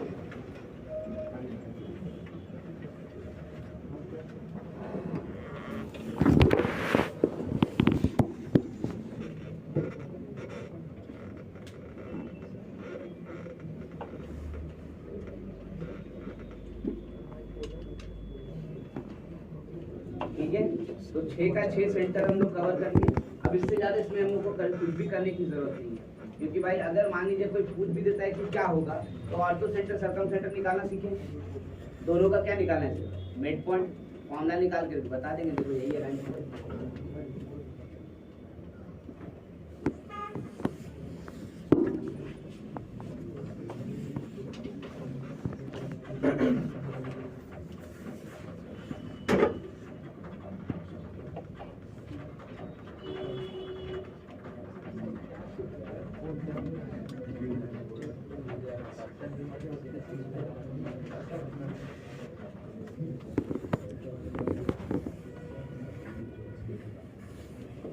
तो इसका मतलब ये हो गया कि सेंटर्स का काम खत्म हो गया, यानी अब हम लोग स्टार्ट करने वाले हैं। तो कर्व, अब कर्व्स में हमारे पास 5 कर्व पढ़ना है, straight line, circle, parabola, ellipse और हाइपरबोला, है ना।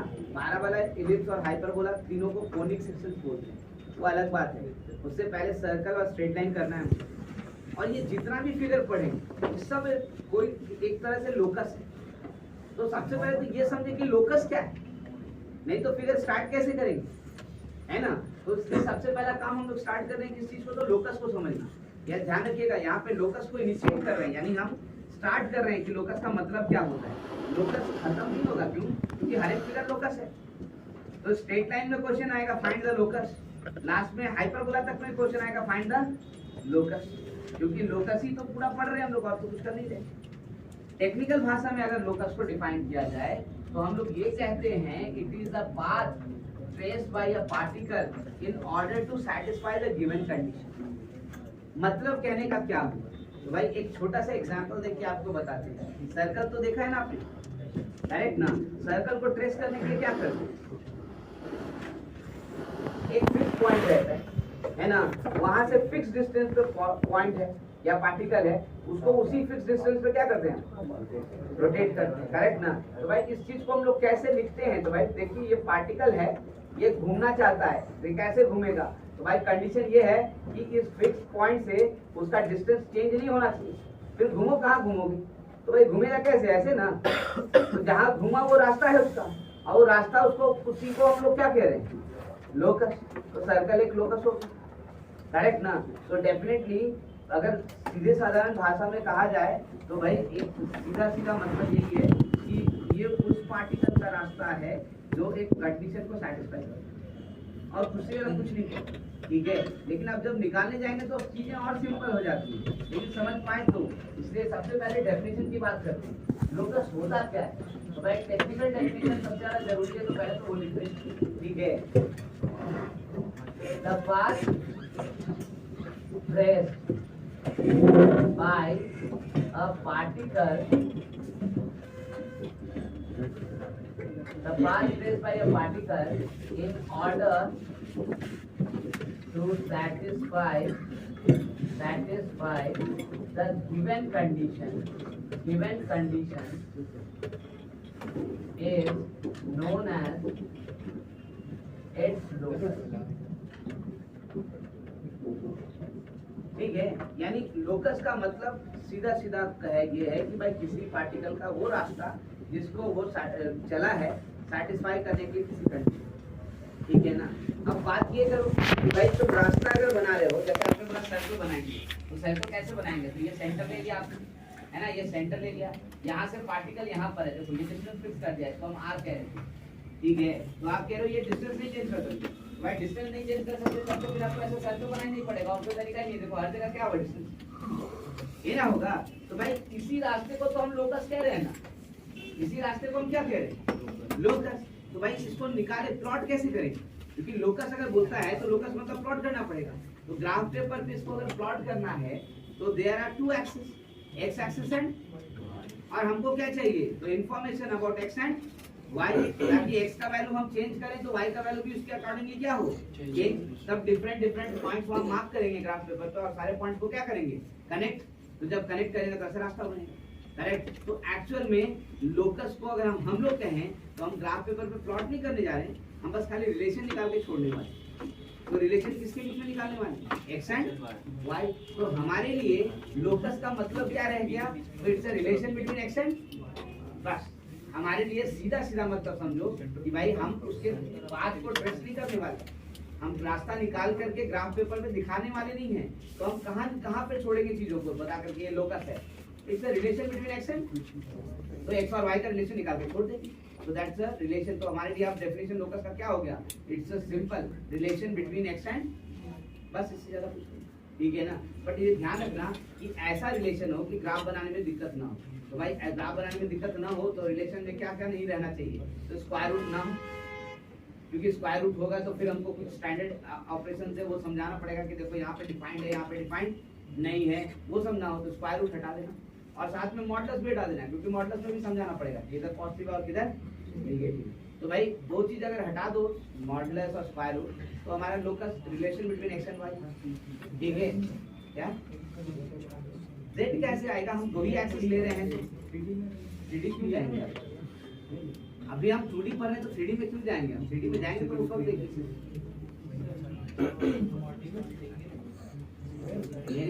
स्क्वायर कर लेंगे, स्क्वायर रूट नहीं लेंगे बोल।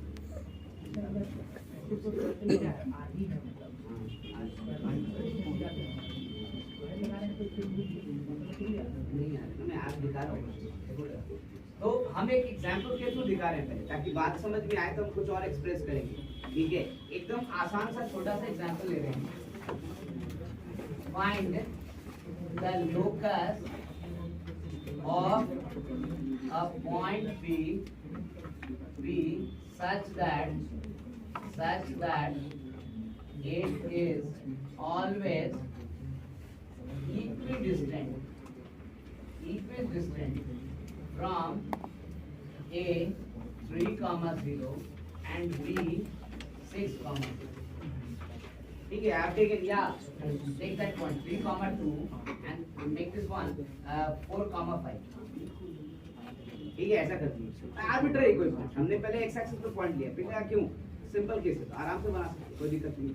now what I am saying is कि भाई देखिए इसको हम सॉल्व करना चाहते हैं, ठीक है, तो सबसे पहला स्टेप क्या होना चाहिए हमारा, तो हमने क्या कहा कि भाई हमारे लिए फिगर तो बाद में बनेगा, फिगर बनाने के पहले हमको रिलेशन चाहिए किसके बीच में, एक्स और, बट एक्स और वाई तो कहीं दिख ही नहीं रहा है, दिख रहा है क्या, नहीं, तो क्या करें, तो हमने कहा देखो फिगर जब बनाओगे तो इसी पॉइंट का लोकस निकालना है ना आपको, इसी पॉइंट का निकालना है ना, और ये पॉइंट कैसा पॉइंट है, वेरिएबल, अभी यहाँ है, थोड़ी देर के बाद यहाँ नजर आएगा, देखो थोड़ी देर के बाद यहाँ नजर आएगा, आएगा ना, ठीक है, तो जिसका लोकस निकालना है उसी को हम क्या मानेंगे, एक्स कॉमा, तब ना relation between x and y होगा, ठीक है, तो भाई ध्यान रखिए अगर हम लोकस को बोल रहे हैं relation between x and y, तो ये एक्स एंड वाई आएगा कहाँ से, तो भाई जिस पॉइंट का लोकस निकालना है उसी को हम लोग चुन लेंगे, क्या चुनेंगे, एक्स कॉमा वाई। अब बताओ इस क्वेश्चन में लोकस किसका निकालना था, पॉइंट बी का, करेक्ट ना, तो अगर पॉइंट बी का लोकस निकालना है तो सबसे पहले कहेंगे हम क्या, तो let P B equal to x comma, जिसका लोकस निकालना है उसी को कह रहे हैं एक्स कॉमा वाई।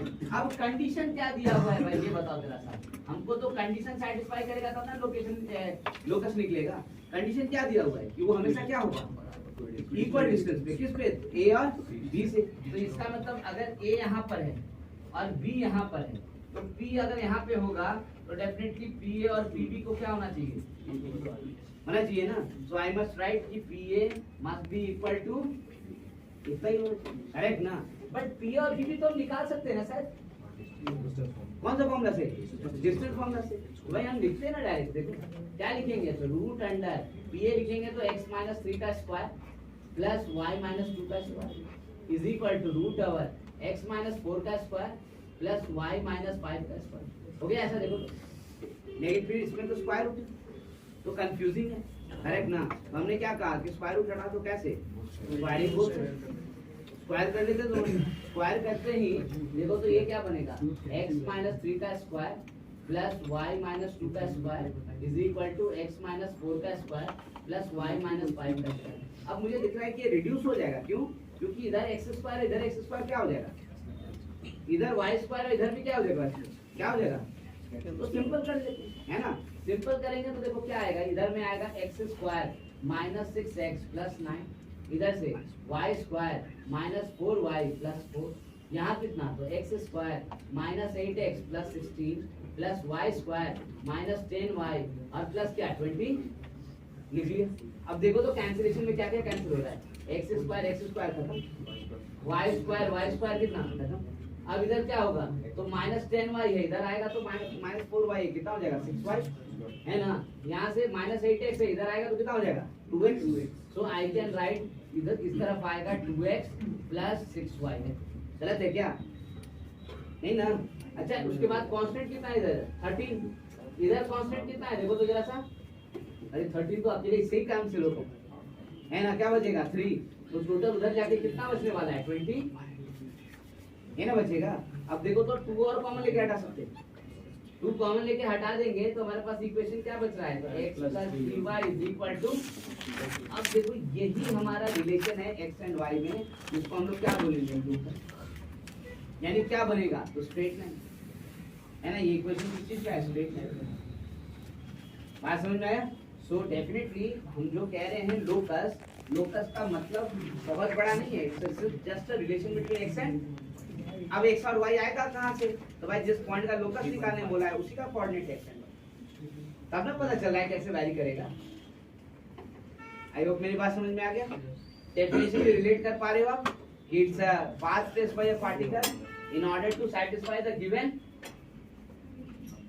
इसी में सैटिस्फाई करवा रहे हैं, तभी तो आ रहा है हमारा।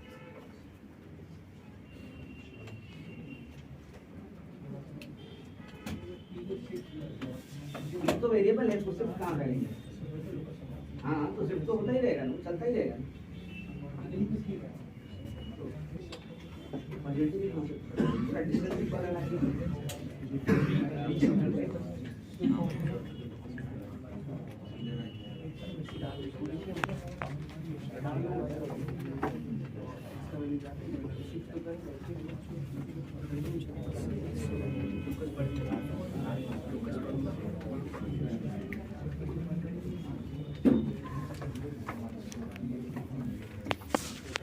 मेरी बात सबको समझ में आ गई। 2 डायमेंशन ज्योमेट्री के लिए एकदम स्ट्रिक्ट अप समझो, टेक्निकल डेफिनेशन मिल जाएगा, उसको चेंज नहीं कर रहे हैं क्योंकि हमको बाकी जगह भी इसको अप्लाई करना है ना। और हमारा सिलेबस 2 डायमेंशन के साथ 3 डायमेंशन है, लेकिन हम अगर उसको समझना है लोकस तो हम इतना ही समझेंगे कि अगर 2 डायमेंशन में बात करें तो 2 ही एक्सिस है, एक्स एंड और तो फिर ऑब्वियस है रिलेशन बिटवीन एक्स एंड इससे ज्यादा करेक्ट ना। एक्स और वाई के बीच के रिलेशन को हम लोग क्या कह रहे हैं लोकस। बस ध्यान ये रख रहे हैं कि स्क्वायर रूट और मॉडुलस ना रखें, जिससे कि फिगर बनाने में दिक्कत है। देखो स्क्वायर रूट हटाने से मदद मिल गया कितना, स्क्वायर रूट में छोड़ देते हैं तो ऊपर वाला भी relation between x and y है, लेकिन समझ में नहीं आ रहा क्या है ना। रिड्यूस करते ही वो समझ में आ गया ठीक है।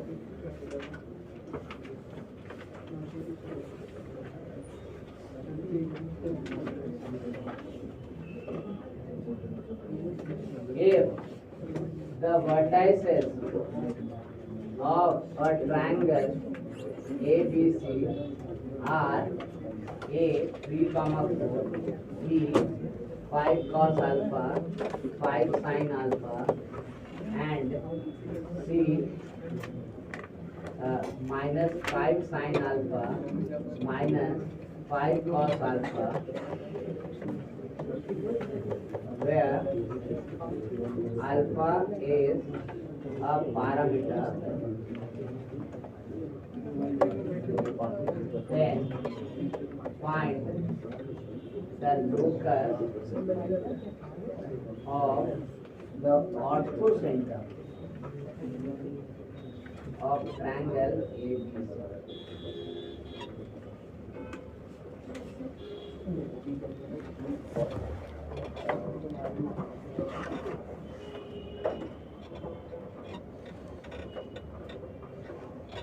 जो लास्ट क्लासेस में किया और अब जो लोकस का डेफिनेशन दोनों को मिक्स करके एक क्वेश्चन है ना कि भाई अब हम आपसे ऐसे भी पूछ सकता है। देखो ना, आपको 3 वर्टाइसेस दे दिया ट्रायंगल का, वर्टाइसेस जो ट्रायंगल का दिया है उसमें देखो तो एक वर्टेक्स जो है फिक्स है 3,4, वो नहीं चेंज होगा, लेकिन बाकी 2 वर्टेक्स किस पे डिपेंड कर रहा है, अल्फा पे। तो भाई अल्फा पे डिपेंड कर रहा है तो अल्फा चेंज करेंगे तो नहीं चेंज हो जाएगा, करेगा ना।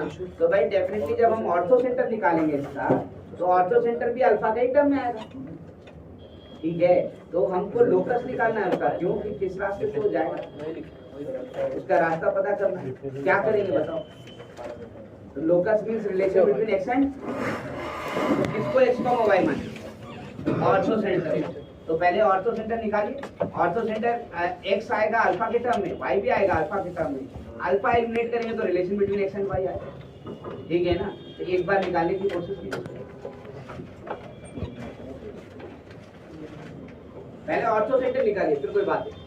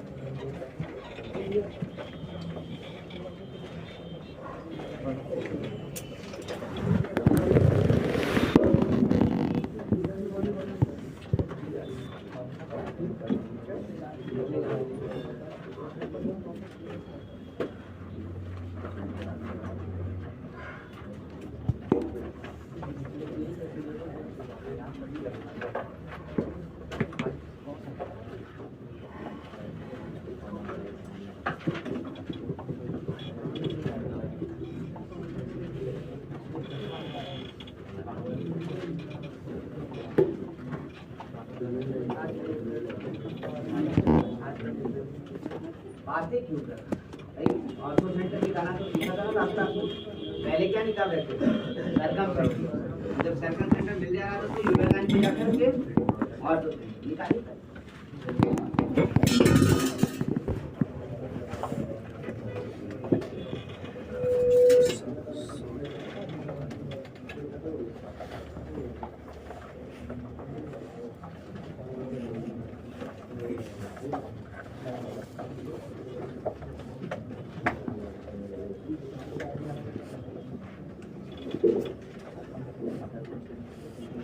ठीक है, आप ज्यादा ना बढ़ के इसमें थोड़ा सा रिलेशन दे दें आपको।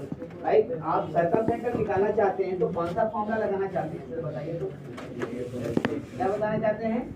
SA equal to SP equal to, यही ना। जब आप कहोगे कि where S is what, circumcentre, ये ना मतलब है। करेक्ट, तब तो आएगा ना। तो भाई एक ऐसा पॉइंट जो कि तीनों ABC से इक्विडिस्टेंट हो, वही हमारा सर्कमसेंटर है। ये ना मतलब है। मैं कह रहा हूँ जरा सा स्क्वायर करके देखो तो 3 स्क्वायर पर 4 स्क्वायर कितना होता है? 25 हुआ ना। अच्छा, बी वाला भी देखो तो 5 square cos square alpha plus 5 square sine square alpha 25। तीसरा वाला भी देखो ना 25। अरे तो तीनों का स्क्वायर रूट तो 5 हो गया ना। इसका मतलब तीनों का डिस्टेंस एक पर्टिकुलर पॉइंट से फिक्स हो गया। इस पॉइंट से ओरिजिन नहीं हो गया तो भाई सर्कमसेंटर ढूंढेंगे क्यों? ये तो दिख रहा है हमको। यानी हम ओरिजिन भी ओ, देन जरा ओए निकाल करके देखो क्या आएगा, बताओ। ओए कैसे निकालेंगे? तो ए दिया है 3,4, तो 3 माइनस 0 का स्क्वायर प्लस 4 माइनस 0 का स्क्वायर, बताओ कितना हो जाएगा?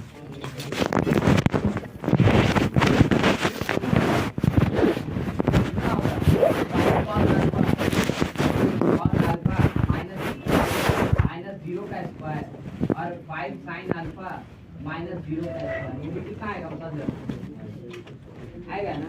लास्ट वन ओसी बताओ, root under minus 5 sine alpha minus 0 का square minus 5 cos alpha minus 0 का स्क्वायर, ये भी कितना आएगा? अरे तो हमें जो चाहिए था SA equal to SP equal to SC, वो तो वो बता रहा है हमको, है ना। सो हम S को अब क्या बोले? 0 0 ना। So what is circumcentre? 0 0। और जैसे ही सर्कमसेंटर आ गया तब तो ऑर्थो सेंटर निकाल ही सकते हो। ठीक है, यानी आपका सर्कमसेंटर हमें मिल गया और सिर्फ ऑब्जर्वेशन से मिला। देखो this implies 4 0 0 is the circumcentre of triangle ABC। अब निकालो ऑर्थो सेंटर।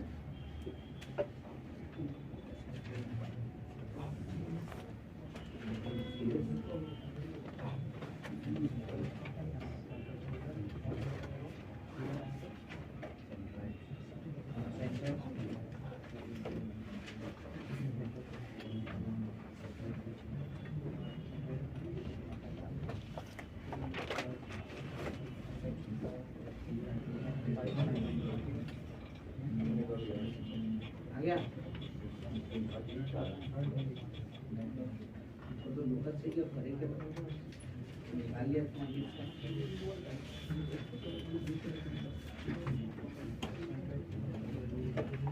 चलो स्टार्ट करते हैं। आते हैं यूलर लाइन पे।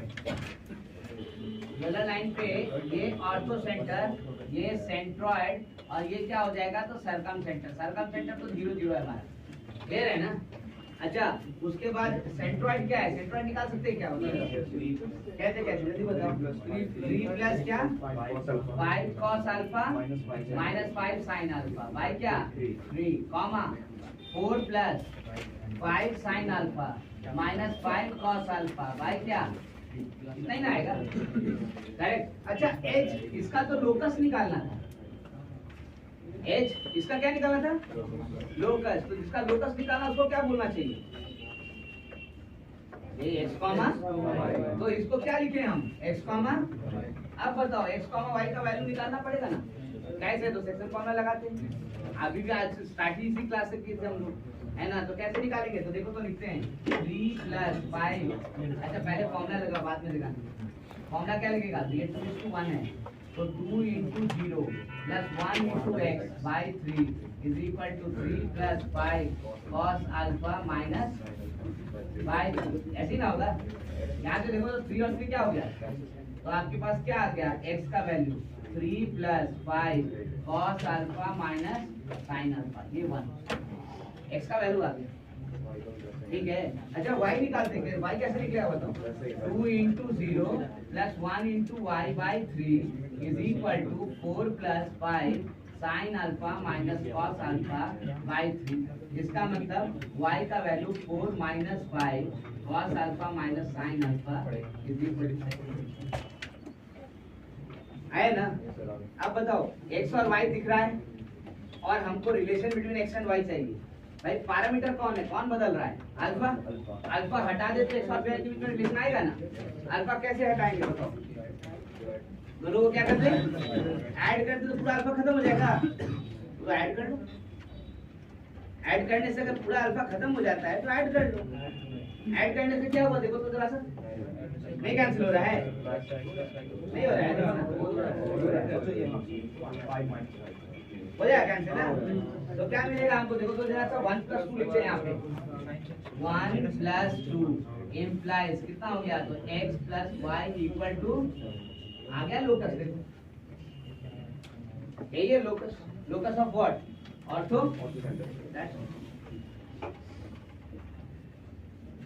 मतलब सिचुएशन कुछ भी कॉम्प्लेक्स डाल दे, कैसा भी कुछ हो, बस ध्यान रखना है locus is nothing but the relation between x and और व्हाट इज x, y। तो that's the coordinate of the point जिसका लोकस पता है।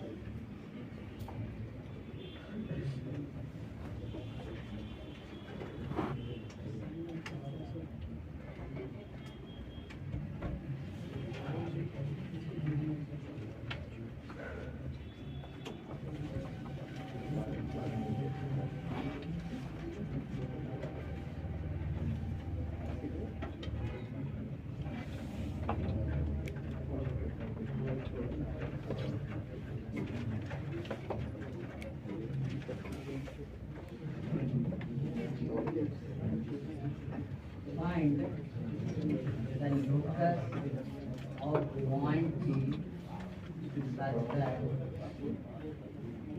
PA plus PB equal to 5, where A and B are 3, 6,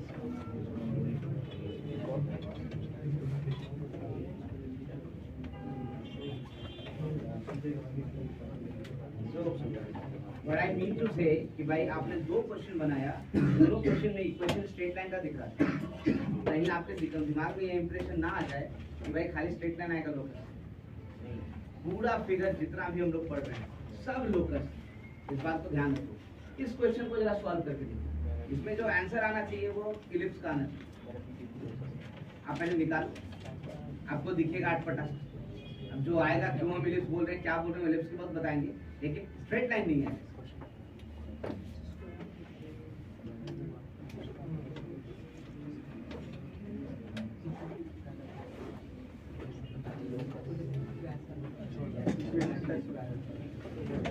बातें नहीं करो।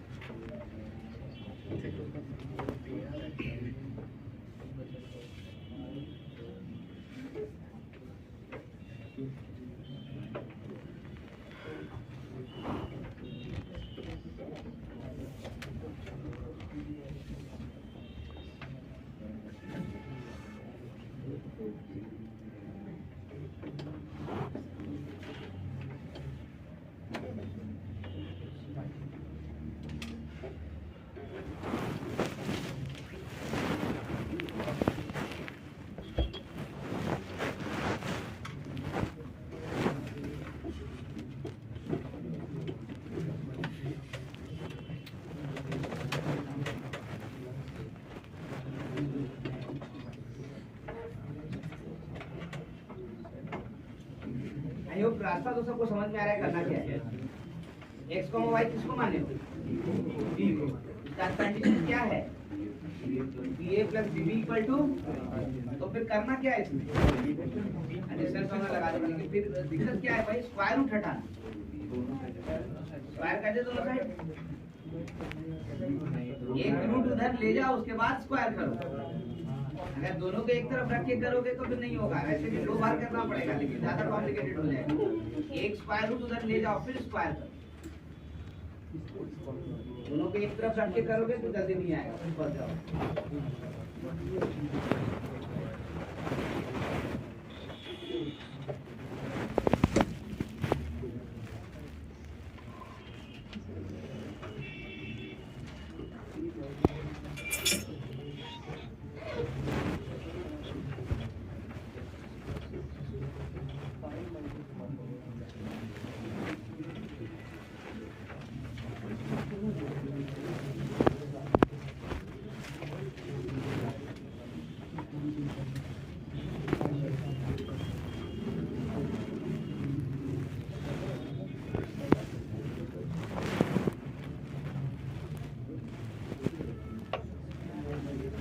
ना, जिसका लोकस पता करना है उसी को एक्स कॉमन, ठीक है। अब क्या करेंगे, कंडीशन हमारे पास क्या है भाई, कंडीशन है हमारे पास a plus bb is equal to 5। Start करते लिखना, रूट अंडर x माइनस 3 का whole square plus y square plus root under x minus 6 का whole square plus y square is equal to, ना the issue is only the square root. उसको हटाने की कोशिश क्या करेंगे, एक को उधर ले जाते हैं फिर स्क्वायर करते है ना। So I can write like root under x minus 3 का whole square plus y square is equal to 5 minus square root x minus 6 का स्क्वायर प्लस वाई स्क्वायर। यहाँ तो बात नहीं करो, नाउ वी कैन स्क्वायर। अब स्क्वायर करेंगे तो देखो एक टर्म से तो स्क्वायर रूट एकदम खत्म इमीडिएट। कौन सा है, ये वाला। यहाँ क्या बचा, तो x माइनस 3 का प्लस वाई स्क्वायर, उधर क्या हुआ तो 25 5 का स्क्वायर, और फिर ये स्क्वायर रूट का स्क्वायर तो फिर लिखेंगे x माइनस 6 का प्लस क्या वाई स्क्वायर, फिर minus 10 times square root x minus 6 का whole square plus y square, ऐसे ही आएगा। देखो अब कुछ कैंसिलेशन करेंगे तो क्या होगा, देखो तो वाई स्क्वायर है ना। उसके बाद क्या, तो देखो उधर एक ही टर्म बच रहा है एक्स स्क्वायर माइनस 3 स्क्वायर, तो उसको इधर ले आओ, और ये स्क्वायर रूट वाला टर्म उधर ले जाओ, क्योंकि स्क्वायर रूट वाला टर्म अकेला होगा तो हमने स्क्वायर करेंगे तो फिर हटेगा वो, ठीक है। तो स्क्वायर रूट उधर लेके जाओ, तो क्या लिखेंगे उधर 10 रूट अंडर x माइनस 6 का square plus y square is equal to, इधर से एक्स स्क्वायर माइनस 12x और plus 36 plus 25 minus x square plus 6x minus 9। देखो ऐसे आएगा। ये क्या किया, अरे कुछ नहीं, वो x माइनस 3 वाला स्क्वायर को इधर ले आकर के नेगेटिव कर दी माइनस। अब देखो तो कुछ कैंसिल हो रहा है, देखो x स्क्वायर खत्म है ना। उसके बाद भी माइनस 12x प्लस 6x कितना बचेगा, प्लस माइनस 6x, और यहाँ से प्लस 25 माइनस 9 कितना बचा 52 बचा ना। यानी हम लिख सकते हैं क्या यार, this implies 10 square root x minus 6 का whole square plus y square is equal to 52 minus 6x। यहाँ से 2 कॉमन लेके हटाओ तो 5 रूट अंडर x माइनस 6 का whole square plus y square is equal to 26 minus 3। अब स्क्वायर किया जाएगा, अब स्क्वायर करेंगे तो स्क्वायर रूट खत्म है कि नहीं, तो अब स्क्वायर करो। मैंने यही कहा, देखो फिगर बदलेगा तो कॉम्प्लिकेशन बदलेगा, बस उससे ज्यादा कुछ नहीं हो रहा है, लेकिन काम वही कर रहे हैं। स्क्वायर करेंगे तो यहाँ से हो जाएगा 25 x माइनस 6 का स्क्वायर प्लस 25 y स्क्वायर, चलेगा। इस तरफ क्या हो गया, तो पहले तो 9x स्क्वायर, फिर कितना हो जाएगा, तो 9 माइनस 6 इंटू 26, 6 इंटू 26 यानी कितना हो गया 156, तो 156 है ना, और प्लस 26 का स्क्वायर यानी कितना 6, सही है। अब क्या करें, तो ये x स्क्वायर वाला टर्म ब्रेक करोगे तो इधर क्या लिखोगे 25x स्क्वायर माइनस ये कितना हो जाएगा, तो 12 इंटू 25 यानी कितना हो गया 300 माइनस 300x प्लस 36 इंटू 25 कितना हुआ 900 plus 900 plus 25 y square is equal to 9x square minus 156x plus 676। चलिए लेट्स स्टार्ट करते हैं, ब्रैकेट किया जाए तो 25 और ये 9 आएगा तो कितना होगा 16x स्क्वायर 300 और इधर से 156 आएगा तो माइनस 144 हो गया ना।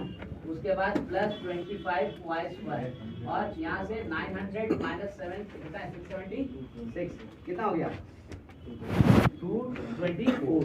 So I can write 224 equal to, ठीक है। अब देखो इक्वेशन हमारा आ गया, हम यहाँ पे भी छोड़ सकते हैं, लेकिन उसको स्टैंडर्ड फॉर्म में ले जाते हैं ताकि आप कभी पलटो तो आपको दिखे कि भाई ये इक्वेशन ऐसा ही रहा था इक्वेशन, ये एलिप्स का इक्वेशन। तो हमने क्या करना है कि y को अकेला है ही, x को होल स्क्वायर में खाली बदलना है।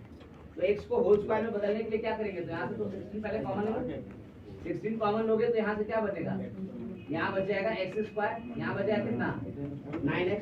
क्या ऐड करें बताओ, इसको लिखेंगे 2 इंटू 9/2, तो ऐड कितना करना पड़ेगा 81/4।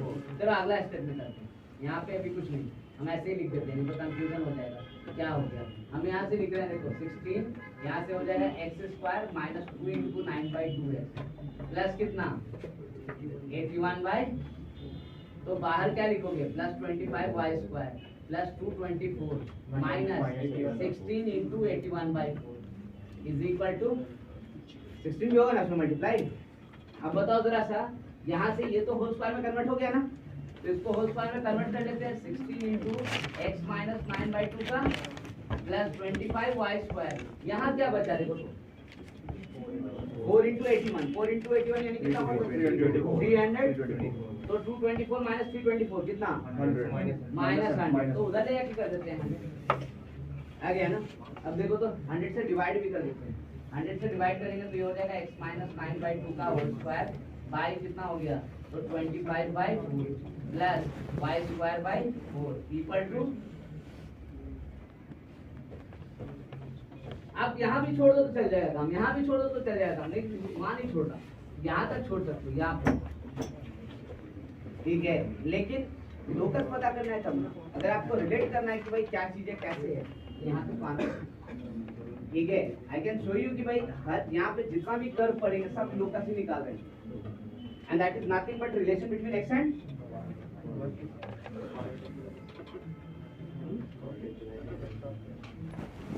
थोड़ा सा चेंज करेंगे इधर से उधर, सिचुएशन कॉम्प्लेक्स होता नजर आएगा।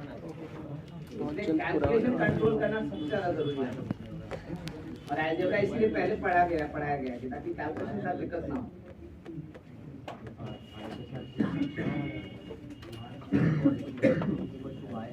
जब बातें नहीं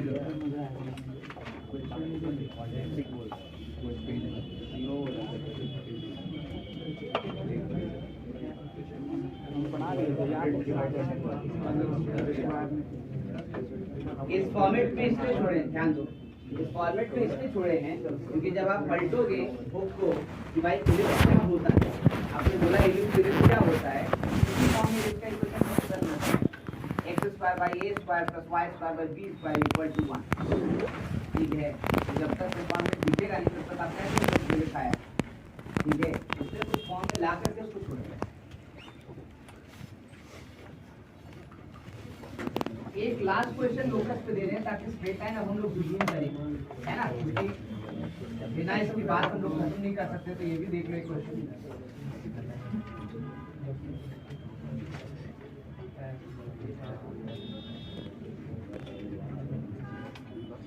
A line segment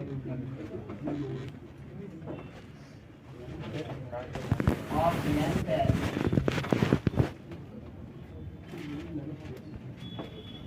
with its end point always on slides with its end point always on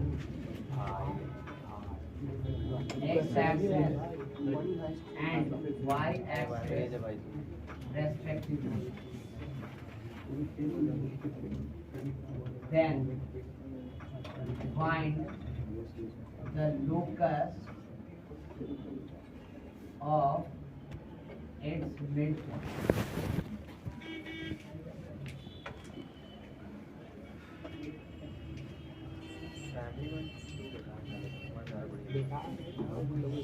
simple curve line पे तो आपको फॉर्मेट दिया है, स्ट्रेट लाइन के अलावा भी चीज को दिखाया है। अब एक सिचुएशनल प्रॉब्लम दे रहे हैं जिसको समझने के लिए थोड़ा ग्राफ प्लॉट करोगे तो आप ऑटोमेटिकली पहले ये लोकेट करो कि किसका लोकस निकालना है, जिसका लोकस निकालना है उसको x, y और तब फिर निकालिए उसका रिलेशन।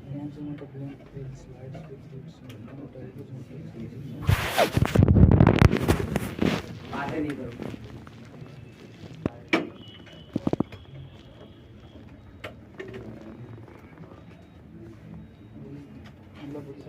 एक सेक्शन को स्लाइड हो रहा है,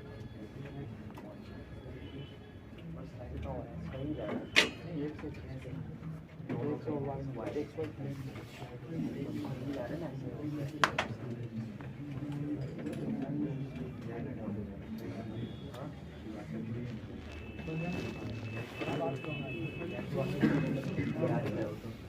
1 एक्सप्रेशन के लिए थोड़ी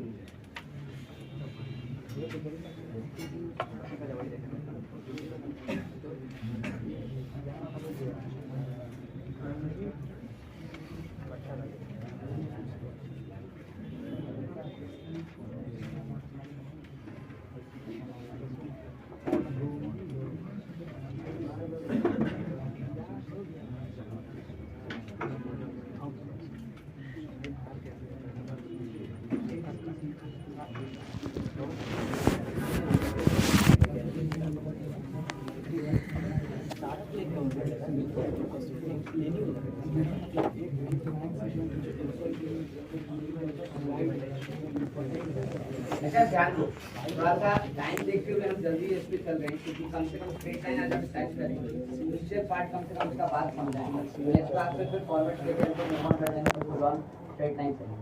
अगर क्या फिर भी एक बीटीएस बचा रह गया तो अगला क्लास फिर हटते हम लोग, लेकिन थोड़ा कोशिश अपने से तरफ से करो, क्लास को थोड़ा रिवाइज करो, कम क्वेश्चन आएगा तो कम समय देता है और इतना ध्यान रखो इस बात का। मैं ये कह रहा हूँ यहाँ सॉल्यूशन स्टार्ट करते हैं। क्या क्या कह रहा है क्वेश्चन, तो कह रहा है कि एक लाइन सेगमेंट है जो कि एक्स एंड वाई पर है इस तरीके से, ये एक्स एक्सिस, ये वाई एक्सिस, ये ओरिजिन, ये ए ये बी। ये कह रहा है ये ऐसे स्लाइड कर रहा है, ये ऐसे स्लाइड कर रहा है, ये ना होगा। अब ये कह रहा है कि आपको क्या चाहिए, तो लोकस होगा मिड पॉइंट, यहाँ पे कहीं मिड पॉइंट होगी, ये दोनों इक्वल है, इसी का लोकस है, तो इसी को क्या मानेंगे, सिंपल सी बात।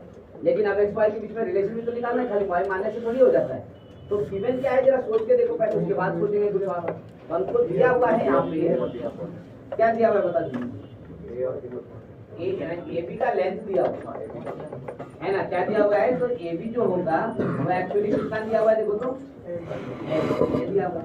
तो भाई ए, अब ये भी कह रहा है कि ए एक्स एक्सिस पे और बी किस पे है, तो भाई ए अगर एक्स एक्सिस पे है तो इसको तो h, 0 लिखेंगे, और ये वाई एक्सिस पे है तो इसको क्या लिखेंगे, 0 होगा वहाँ।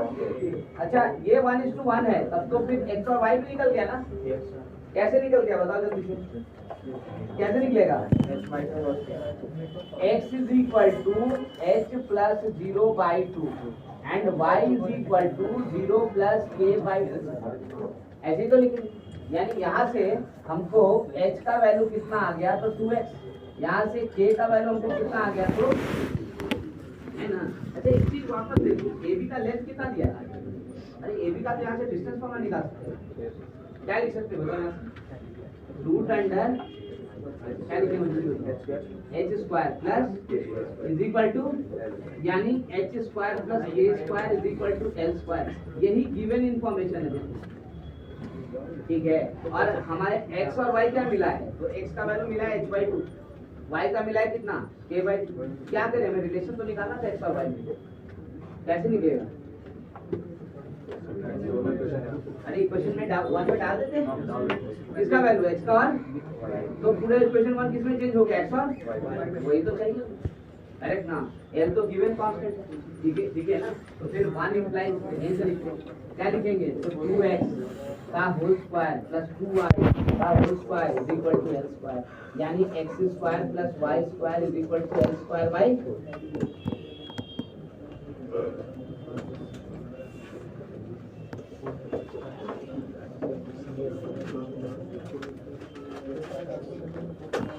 ये इक्वेशन किसका आया पता है, ये इक्वेशन सर्कल का है। यानी आपने स्ट्रेट लाइन देखा, सर्कल देखा, एलिप्स देखा, सब लोग कर सकते, ठीक है। हम लोग जैसे आएंगे कर्व पे तो इक्वेशन सर्कल का क्यों है सब समझ में आएगा। फिलहाल अभी हम बातें उसकी नहीं कर रहे, लेकिन है ये हाँ सही है, 0 है,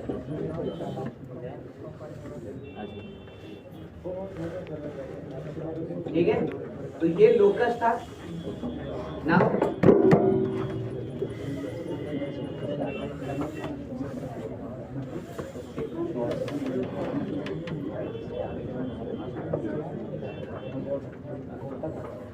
concentrate.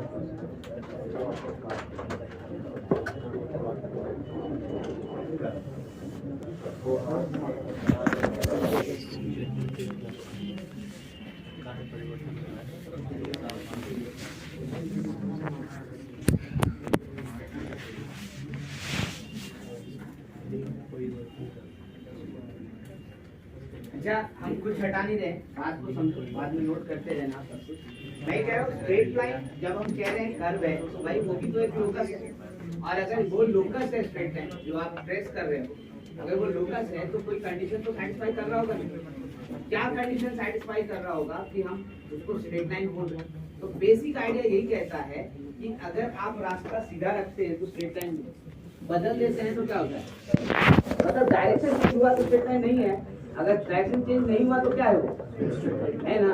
यानी इस चीज को अगर यहाँ प्लॉट करें तो सपोज करो कि हम ऐसे लेके जा रहे हैं तो ये क्या है, और इसको ऐसे कर दे तो ये स्ट्रेट लाइन, ये कैसे पता चल रहा है। तो मैंने कहा यहाँ से देखो ध्यान से, ये थीटा, तो यहाँ पर भी इस लाइन के पैरेलल लिखो तो ये भी क्या थीटा, यहाँ भी पैरेलल करो ये भी क्या थीटा, मतलब हर पॉइंट पे ये थीटा है, लेकिन इसके साथ देखो यहाँ पे थीटा है तो यहाँ पे थीटा खत्म हो जाएगा, करेक्ट ना। यानी डेफिनेटली अगर एंगल नहीं चेंज होता है तो जो लोकस है वो क्या है, करेक्ट ना। लेकिन किसके साथ एंगल नहीं चेंज होता है, तो भाई रेफरेंस एक्सिस से ही सोचेंगे हम, है ना। तो बेटर होगा किसके साथ सोचे हम, एक्स एक्सिस के साथ। तो एक्स एक्सिस का एंगल अगर ये मान लो एक्स एक्सिस कह लेते हैं, तो अगर किसी ऐसे फिगर के पॉइंट के लोकस के बारे में बात कर रहे हैं जिसका कि एंगल इसके साथ कभी नहीं चेंज हो, उसको हम लोग क्या कहेंगे, करेक्ट ना। यानी हमारा जो डेफिनेशन कहता है वो क्या कहता है भाई, इस तरीके से कहेगा, देखो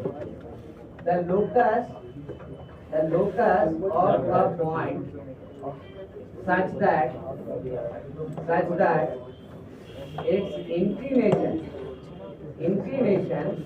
with positive x-axis remains always constant is known as straight. ध्यान दो बात नहीं, हमने ये कहा कि इसका मतलब एंगल नहीं चेंज हुआ तो स्ट्रेट लाइन, तो हम डेफिनेशन वैसे ही बना लेते हैं। तो हमने कहा कि भाई वैसे पॉइंट के लोकस को हम स्ट्रेट लाइन कहेंगे जिसका इंक्लिनेशन यानी एंगल नहीं चेंज होना चाहिए, लेकिन किसके साथ पहले बताओ। तो भाई हमने बोला एक्स एक्सिस, लेकिन एक्स एक्सिस में भी दो बनता है, एक पॉजिटिव डायरेक्शन में एक नेगेटिव, तो हमने वो भी फिक्स कर दिया भाई खाली पॉजिटिव वाला चेक करना।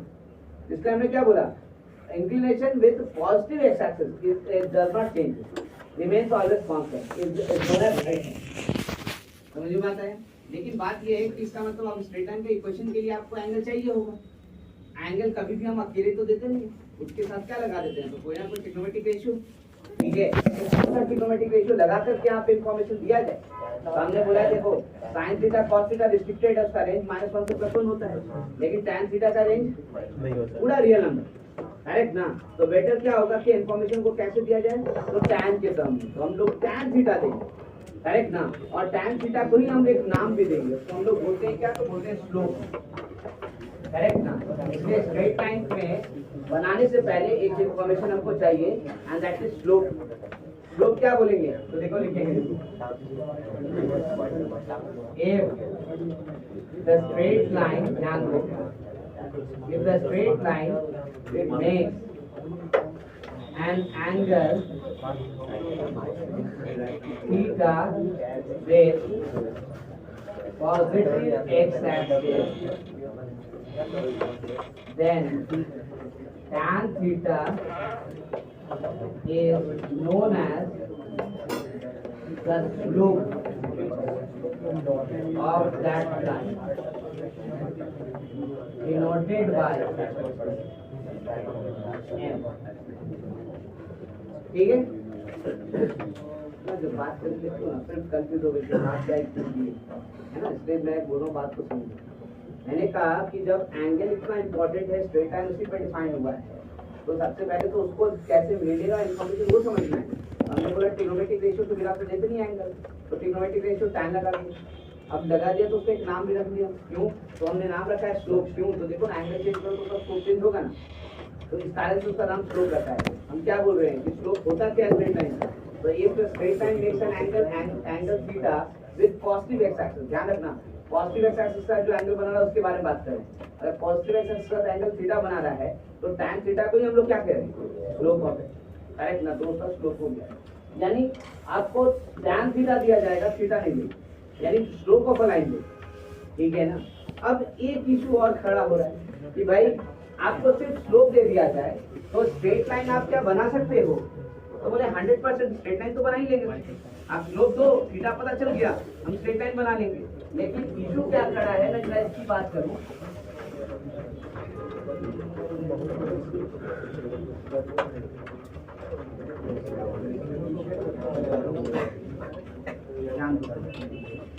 इशू क्या खड़ा है, तो देखो जरा सा, आपको इस एंगल थीटा के साथ एक लाइन नहीं, बहुत सारा लाइन बनता दिखेगा, बहुत सारा लाइन बनता दिखेगा, पैरेलल लाइन देखो कितना बन रहा है, सब स्ट्रेट लाइन है क्योंकि थीटा कांस्टेंट है, लेकिन सबका सब एक स्ट्रेट लाइन नहीं है, बहुत सारे, तो इनफाइनाइट स्ट्रेट लाइन बन जाएगा खाली स्लोप दोगे तो इसके साथ एक और इन्फॉर्मेशन चाहिए, तब आप यूनिक लाइन बना पाओगे, ठीक है ना। सुन लो पहले बात, ठीक है, पता है तुमको, पता है मेरी बात भी सुन लो, कोई पता है। तो हमने कहा कि दो इन्फॉर्मेशन चाहिए, यानी मिनिमम दो इन्फॉर्मेशन से हम यूनिक स्ट्रेट लाइन आइडेंटिफाई कर पाएंगे, नहीं तो नहीं कर पाएंगे। अब ये दो इन्फॉर्मेशन कैसे दिया जाता है, इससे डिफरेंट स्ट्रेट लाइन का फॉर्म्स बनेगा, है ना। इसमें सबसे पहला फॉर्म जो होता है, जो हम लोग मेंशन करते हैं, वो कहते हैं slope intercept form, slope intercept form. अब यहाँ पे स्लोप इंटरसेप्ट फॉर्म क्यों बोलते हैं, तो जो गिवन इन्फॉर्मेशन होता है वो यही दोनों होता है, एक गिवन जो इन्फॉर्मेशन होता है, पहला होता है स्लोप, जिसको हम लोग n से दिखाते हैं, दैट इज tan थीटा, है ना, और दूसरा होता है y इंटरसेप्ट। हालांकि x इंटरसेप्ट भी होता है, लेकिन यहाँ पे हमारे जो इंटरसेप्ट ये है, जिससे y इंटरसेप्ट लिया जाता है, करेक्ट ना, इसको हम लोग c कह लेते। अब ये इंटरसेप्ट होता क्या, ध्यान दो, इंटरसेप्ट होता क्या है, पहले ये समझ लो बात को। तो भाई आपको y इंटरसेप्ट का मतलब है y एक्सिस को कहाँ कट कर रहा है, अगर y इंटरसेप्ट आपसे कह रहा है कि c है, तो इसका मतलब line cut y axis at 0, ये मतलब होता है, ठीक है, ये y इंटरसेप्ट का मतलब होता है। अब जरा सोच के देखो, इस इंफॉर्मेशन के साथ दो इंफॉर्मेशन मिल गया, अब स्ट्रेट लाइन का लोकस निकल सकता है क्या, देखो दिखाता हूँ, ये हमारा फिगर है, ये पॉइंट जो है Q इसको कहते हैं, 0, C है, ये एंगल क्या है, एरिया स्ट्रेट लाइन हमने। अब हमें क्या चाहिए, तो इसका लोकस चाहिए। लोकस कैसे निकालिएगा, तो भाई लोकस मतलब कोई पॉइंट तो लोगे तब ना लोकस निकालोगे। तो चलिए हम एक आर्बिट्रेरी पॉइंट चुन लेते हैं, यहाँ पे B, इसी का लोकस निकालेंगे, तो इसको क्या लिख रहे हैं, x, लोकस निकालेंगे तो x, y लिखेंगे। अब इसको x, y कहें तो क्या क्या पता है हमको, ये सोचो। तो यहाँ से जब परपेंडिकुलर डालेंगे, ये m, ये OM पता है हमको कितना है, x, PM पता है कितना है, y, है ना। अच्छा, यहाँ से अगर Q से यहाँ परपेंडिकुलर डाल दे, इसको R कहते हैं, तो QR भी पता है, वो कितना है, OM, यानी कितना x, है ना, ये x ही है देखो, और यहाँ से PR का लेंथ क्या निकाल सकते हैं, यहाँ से यहाँ तक कितना होगा बताओ, ये वाला एंगल भी थीटा होगा बाय डेफिनेशन, करेक्ट ना। तो आप देखो जरा सा, इन ट्रायंगल PRQ क्या कह सकते हैं, tan theta is equal to, जरा बताओ, y माइनस c बाय क्या x, बट tan थीटा तो आपने क्या कहा था, तो इसका मतलब आप ये कह रहे हो कि m is equal to y minus c by x लिखेंगे, यानी आप इसको फिर से चेंज करो, तो देखो तो y is equal to m plus c नहीं आ गया। ये पहला इक्वेशन है स्ट्रेट लाइन, इस फॉर्म को हम लोग कहते हैं स्लोप इंटरसेप्ट, ठीक है। बाकी फॉर्म सब नेक्स्ट क्लास में हम लोग देखेंगे, इसलिए क्या, क्योंकि कम से कम स्टार्ट